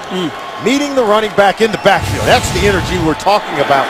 Now, hopefully that can spread over to the other 10 guys in the huddle. And Perryman has come on. He has actually taken snaps away from the veteran in front of him, Donald Butler. It just has not been the same player we saw him perform at a couple of seasons ago. 3rd and 10, Smith again from the gun, steps up, throws, incomplete. Off the hands of Kelsey. Rare drop. As those two have had some issues. Kelsey today, 5 catches. Kelsey's got to catch this football. You got to stop the point of the football, and he crosses his hands over Look, he doesn't stop the point of the ball. It just goes right off his hands. Almost as if he tried to one-hand the ball. You see Alex Smith like, got to be kidding. We're working too hard here to give you the opportunity to get open and create a first down, because had he caught it, they would still have the football right now. Kelsey tied for 6th in the league among tight ends in receptions, 4th in receiving yards. As this one will be fielded by Kansas City inside the 5. And it was Fleming who recovered the fumble a moment ago. Excellent coverage by him there. Those are the balls they have to catch. That's why they have no return yards, but even worse field position. Well, Javante Herndon fumbling a punt a moment ago, and that time a punt that he should have fielded. But instead it bounces, and look at where the Chargers are pinned. Yeah, he really hurt his football team. He certainly has to field that punt, but you get the sense he was a little jittery after dropping or fumbling the previous. 3rd time today that the Chargers are starting to drive inside their 10. Gordon was barely able to get out of the end zone. Gordon today 9 carries, just 19 yards. Seeing this offense continue to struggle. Coming up after the game, time permitting, we'll have the Subway postgame show from New York. JB and the guys standing by to get you all the latest scores and highlights around the NFL as Week 11 continues. It's all coming up on the Subway postgame show. The last time the Chargers lost 6 straight games was 2011. It's the first time they've been ever 2-7 in Philip Rivers' era. That was the year that they finished 4-12. They got the draft pick that they acquired Rivers with. They selected Eli Manning 1st overall. Seems like an eternity ago at this point. Look at that. Just a really good play right there by Ron Parker. They're sitting on these short routes. They're trusting that the pressure is going to get to Philip Rivers, so he's got to get rid of it quickly. Rivers on 3rd and 10. Chiefs coming. The pass is caught. Inman still going. Breaking free. Crosses the 25. And San Diego with some new life. 27 yards on the catch and run by Inman. Biggest play of the day for the Chargers. And a touchdown-saving tackle by Eric Berry. Inman coming across the face. Look, 2 broken tackles. One last guy to beat. What a sure tackle by Eric Berry. Danny Woodhead now flanking Rivers. This is 1st and 10. Rivers takes a shot near side of the field. Nearly a miraculous catch by Stevie Johnson with Sean Smith on the coverage, but a marker is thrown. Prior to the pass, illegal contact, number 21 defense, 5-yard penalty, first down. Take a look. Okay, he's beyond 5 yards now. They're hand fighting. Didn't see it there as the ball arrived. Maybe that arm bar is what they called. I don't know that that's enough. Maybe it was, or they were still coming off the line of scrimmage. It looked as if Sean Smith was still engaged beyond the 5 yards of the line of scrimmage. Smith playing today was a question mark with a knee contusion that he sustained and caused him to miss the game in Denver last week. Rivers on 1st and 10. Throws across his body, finds Woodhead. First reception of the afternoon for Danny Woodhead, tackled by Derek Johnson. We go downstairs to Scott. Spiro, you can see that the Chargers offensive line is shifting people. Hairston's now at left tackle in for King Dunlap, who's got an ankle. He's questionable. Wiggins is over at right tackle for Barksdale. No injury update quite yet on Barksdale. All right, Scott, the revolving door for this offensive line continues. So hard to build continuity, Solomon, when you've got the injuries and the struggles that they've had up front. Woodhead with the first down. I've always said the offensive line is the heartbeat of your football team. If you're solid there with continuity, some chemistry, and the guys have been able to play together for an extended period of time, you're going to have a good offense. You can be average at all those other positions, but you cannot be average on your offensive line. Here comes Ali again. Nearly got to Rivers, applying the pressure. As Rivers and Gates still yet to hook up in this game. And Ali is just giving them fits up front. He was able to hit Philip Rivers, force the errant pass. And I'm not used to seeing Philip Rivers collect this many completions, or incompletions, I should say, in a ball game. He's had Gates open sometimes as overthrown him. You can see 32 dropbacks, but he's been hurried, been knocked down, and sacked. Kenny Wiggins, the man who Ali beat to nearly get to Rivers a moment ago. 2nd and 10. Chiefs coming. Free blitzer. It was Abdullah, and that forced Rivers to throw it a little bit earlier than he wanted. Pass intended for Herndon, and right now the Chiefs just teeing off. Yeah, they are. And you can see it's going to be 39. Look, he'll just shoot the gap. He's coming right there, Hussein Abdullah. And they had the receiver open. And see, you can see, can't even get good placement in terms of throwing it out in front of the receiver, forced to throw it behind him. Ball falls to the ground for an incompleted pass. 3rd team drop by the Chargers in this game. Chargers having to play without their top 2 targets. We know about Keenan Allen, had lacerated spleen, and no Malcolm Floyd with the shoulder injury. 3rd and 10. Rivers' pass comes up well short. Intended for Dontrell Inman. And on 4th and long, the Chargers no choice but to punt. Yeah, Desmond Moses, 54. Watch him come right in the face of Rivers right here as he tried to step up to complete that pass. So again, receiver open, but Rivers just doesn't have the time. He's not playing from a clean pocket at all today. Mike Cyphers has had a busy afternoon. Jeremy Macklin standing back deep right around his own 10. Chargers offense with 174 yards of total offense to this point. A paltry number with just under 10 minutes left in the 4th. Offense number 47. That 10-yard penalty will be added to the end of the play. Timeout. Alex Smith looking to tack on some more as they're up 19-3. A look inside the Birch Aquarium at the Scripps Institution of Oceanography in La Jolla. All part of UC San Diego, a short drive from where we are here at Qualcomm Stadium. Spiro Adidas, Solomon Wilcox, Scott Kaplan, 19-3 Chiefs. Here's Spencer Ware breaking free inside Chargers territory. Ware still going.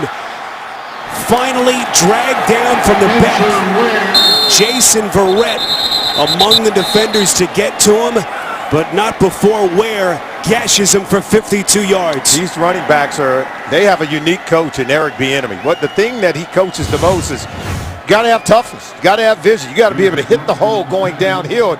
Watch him stick his foot in the ground, watch him commit right there. Great vision, and this is just excellent right here as he gets going to the next level. And then from there, you look, he's going to weave his way, but the toughness to commit once you hit that line of scrimmage pays off every block. He was a tough runner in college football and in the National Football League, and coaches by those same traits.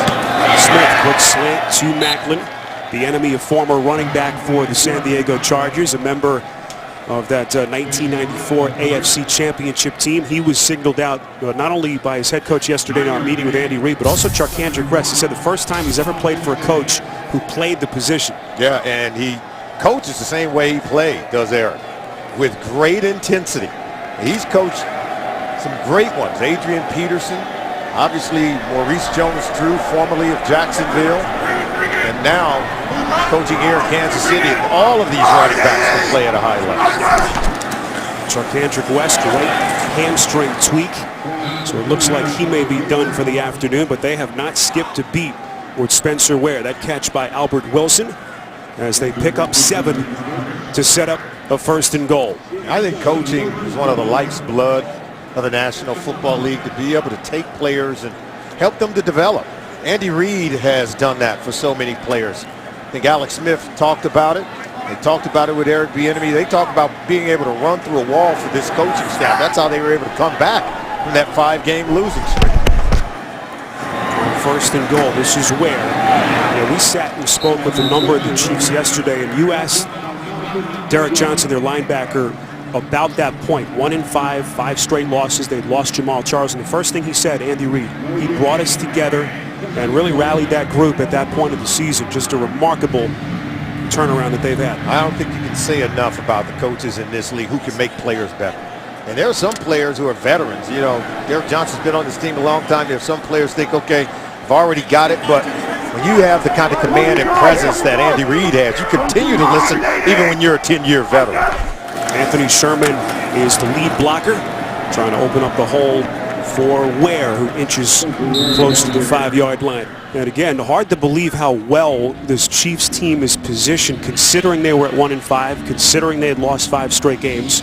They started the game just a game out for that final AFC wildcard position. And a couple of the teams that were in front of them, the Jets, the Raiders, have lost today. Miami has lost, and the Bills have to play the Patriots tomorrow night. Yeah, and Andy's just going to look. They continue to want to climb and get themselves in a position. I've always said that good coaches make average players good and good players great.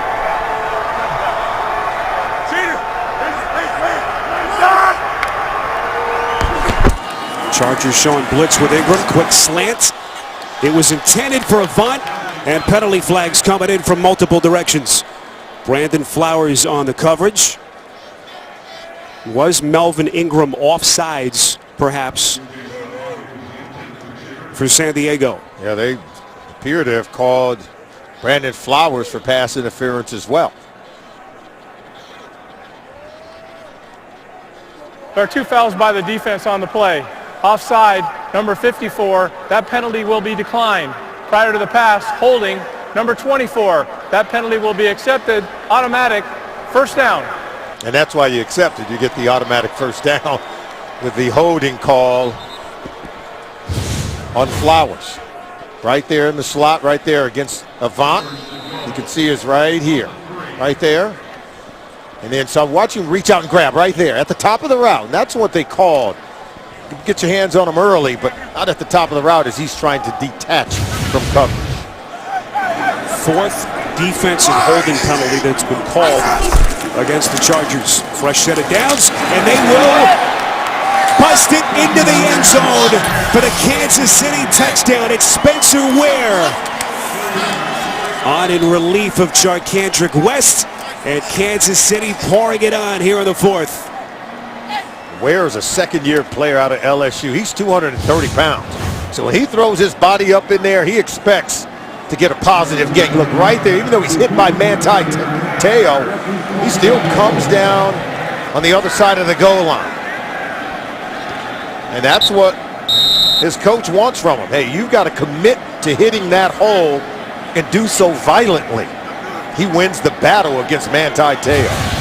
2nd rushing touchdown of the season for Spencer Ware.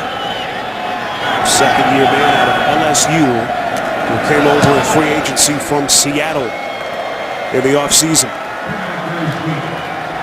Well, no Charcandrick West, no problem for this Chiefs offense. The 52-yard scamper from Ware to set the table for the touchdown.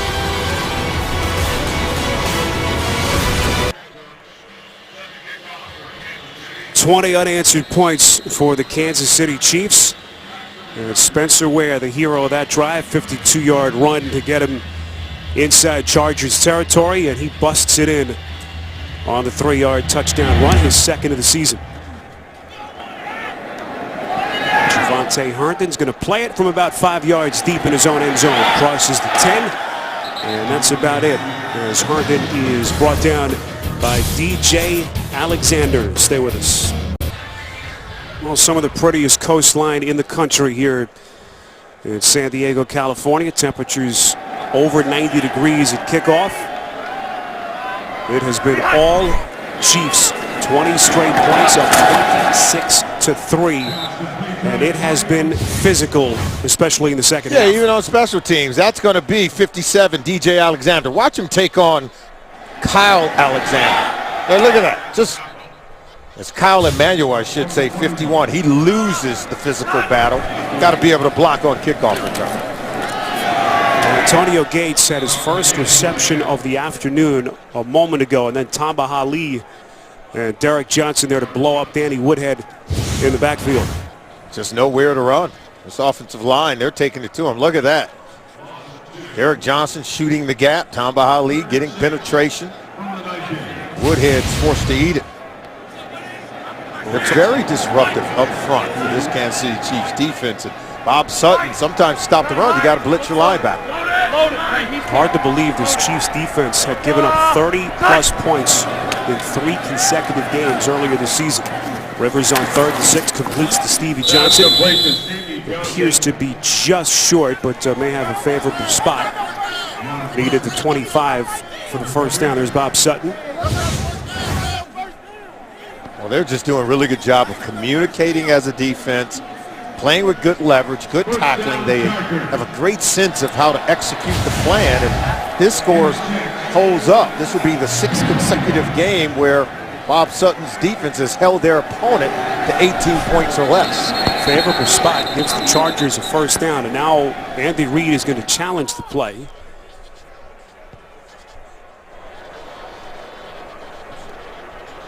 Well, from our vantage point, it appeared as though Kansas Johnson City was short. is challenging the ruling on the field of a first down. We'll review the play. It happened right in front of Andy. He was like, you guys mean to tell me you need me to help you out with that one? Phillip Rivers, he and Andy are having a conversation right now. Phillip Rivers Andy talking Reid to kind of Andy. looking over, a little smirk on his face with a big lead. He's got those challenge flags, and why not use them? Yeah, he likes Phillip Rivers. He says, you know, it seems like the more kids Phillip Rivers has, he gets better. He's got 8 kids, this Phillip Rivers. And Andy says, but I can say that because I have 5 of my own. There you see the tackle right there by Parker. Yeah, I wish I could say that was close, but it isn't. See right there? Yeah, that's not even close.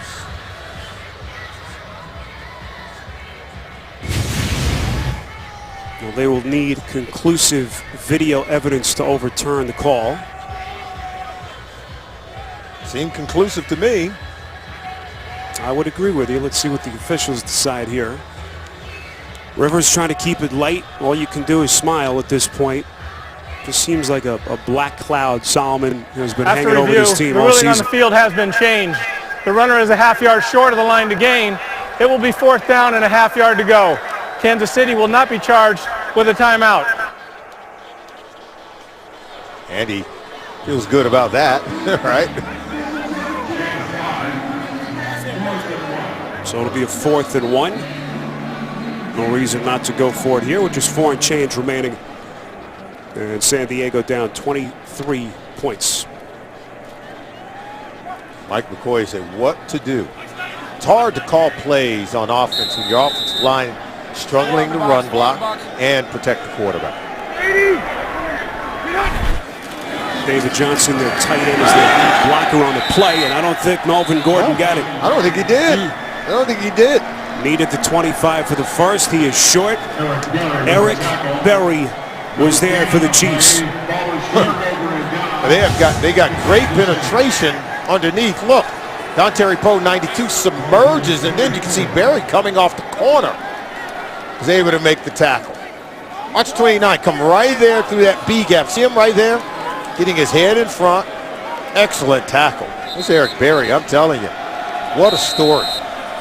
Berry all the way back with an incredible recovery from Hodgkin's lymphoma, diagnosed towards the end of last season. And we told you about Andy Reid, how high he was, said that game that he played last week, the best game that he's played. And Andy said, I judge him by how much hair he has. Obviously lost his hair after the chemotherapy. And all that hair is back.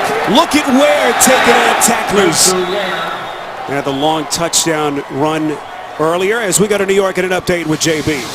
Rodgers getting it done. Yeah, right here he's going to get outside the pocket. He's going to hit his man James Jones for a 7th touchdown of the season. He would get the 2-point conversion just to play later and convert it. Green Bay 27, Minnesota 13. Looking to snap that 3-game skid. Let's take it back to Spiro and Solomon. Well, Minnesota is certainly one of the surprise teams with how well they've played in the NFC North. And Green Bay suddenly dealing with some questions with that offense. Look at Spencer Ware's numbers. 92 yards on 9 carries. This is his 10th. Came on in relief of Charkandrick West, if you've just joined us. West, who has been a revelation for them over the last 4 weeks, left the game with a hamstring tweak. And it has been all Spencer Ware from that point. Now watch Alex Smith. He will just allow that 40-second clock to get down to maybe 2 or 3 seconds before he snaps the ball. He's bleeding as much time off the clock as he possibly can.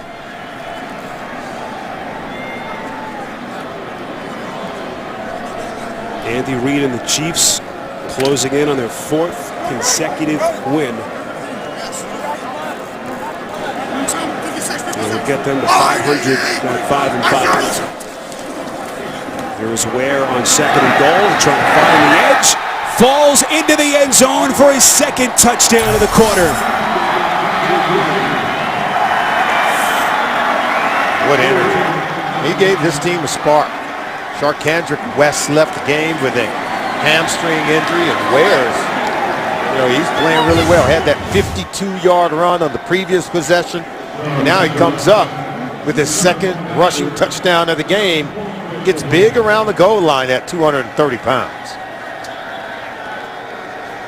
Ware, who was on the practice squad for the Chiefs for the first 5 weeks of the season.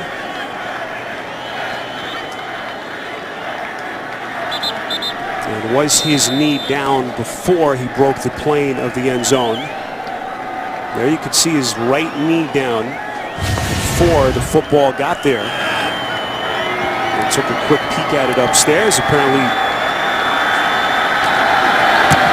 upheld the touchdown. So Ware with his 2nd. And Cairo Santos continues to be perfect with the extra points.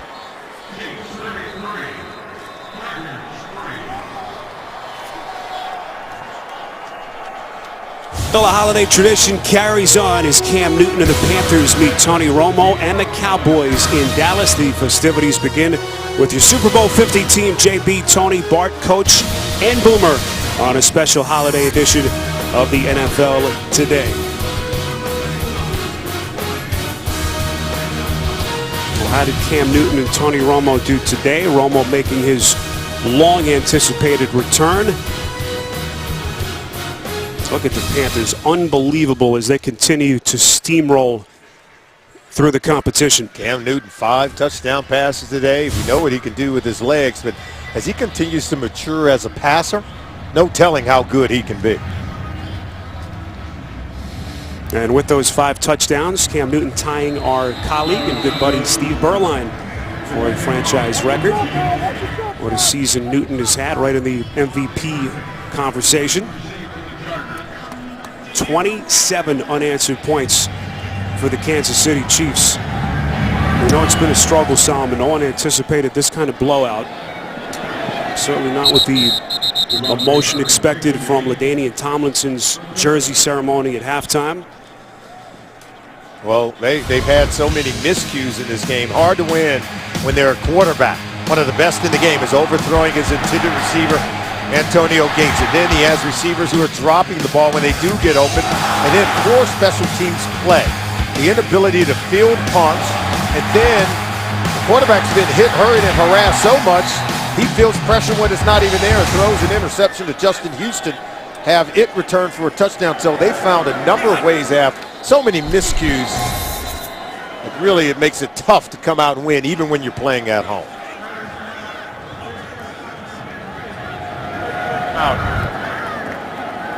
So it looks like a timeout is taken by the Chiefs. Eric Berry was turning, trying to get the attention of the officials. Mike McCoy, year 3 here with Tom Telesco. So many questions that this franchise has to have answered. He will go to now 20-22 since taking over here. San Francisco native. The long season will continue for he and the Chargers.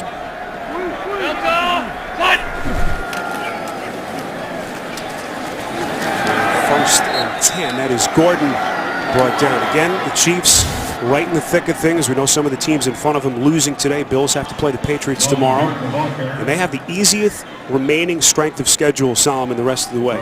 Yeah, and for me, that really doesn't mean a whole lot because all these games are tough, as you well know, in the NFL. Teams that you don't think are going to be good maybe the final month of the season, they're playing tough. But you have to just keep winning no matter what team they put out in front of you. And Kansas City Chiefs have improved in a lot of areas. Plenty of Chiefs fans here in San Diego basking in the glow of what will be Kansas City's 4th consecutive victory. Final 2 minutes, 4th quarter, and this one cannot end soon enough for the Chargers. Melvin Gordon able to find the edge, run out of bounds close to the 30 by Marcus Cooper. Coming up tonight on CBS, it all begins with 60 Minutes, and American law enforcement plans to protect the homeland. That'll be followed by new episodes of Madam Secretary, The Good Wife, and CSI Cyber, only CBS. Gordon's numbers now on the afternoon: 11 carries, only 18 yards. As a struggle of a rookie season continues for him. We mentioned the rest of the road for the Chiefs in terms of opponent win-loss record. Easiest strength of schedule from this point on in the NFL. They'll take on the Bills. The Bills team that'll be playing on short rest next week. See, for me, where are the easy wins? And I know we look at the record: San Diego, Cleveland, you know, but every week in the National Football League, it's tough regardless of those teams' records. I know Andy Reid's going to tell his team that, because you've got to fight, scratch, and claw to win every single week in this league. On 2nd and 9, this is Gordon right up the gut. And we got a report at halftime that Joe Flacco had sustained a devastating knee injury. Nothing official that we can confirm. Obviously been busy here with our game. But you talk about another franchise and a team that's been snake bit this season, the Baltimore Ravens. The Ravens have more players on injured reserve than any other team in the NFL. Andy Reid's team will play Baltimore later in the season, and the Ravens will have to play this Chiefs team without Joe Flacco. And Joe Flacco did, in fact, tear his ACL. Just incredibly bad luck for the Ravens, who, by the way, also lost Justin Forsett earlier in that game to a broken hand. Solomon, as one-sided a game, I think, as anyone could have expected entering this one. Yeah, but, you know, Andy Reid, he has his team playing well. He and his coaching staff did a wonderful job of preparing their team to play. And, you know, with the injuries on that offensive line in front of Phillip Rivers, just render their offense to be very much inept. They couldn't run it, nor could they protect their quarterback. The Kansas City Chiefs resurgent, 4 straight wins, and right in the thick of things in the race for that final AFC wildcard spot. Final score: Kansas City 33 and the Chargers 3. Tonight on CBS begins with 60 Minutes, and American law enforcement plans to protect the homeland, followed by Madam Secretary, The Good Wife, and CSI Cyber. Now for Solomon, Scott, our entire crew, Spiro Dedes saying so long from San Diego. You've been watching the NFL on CBS.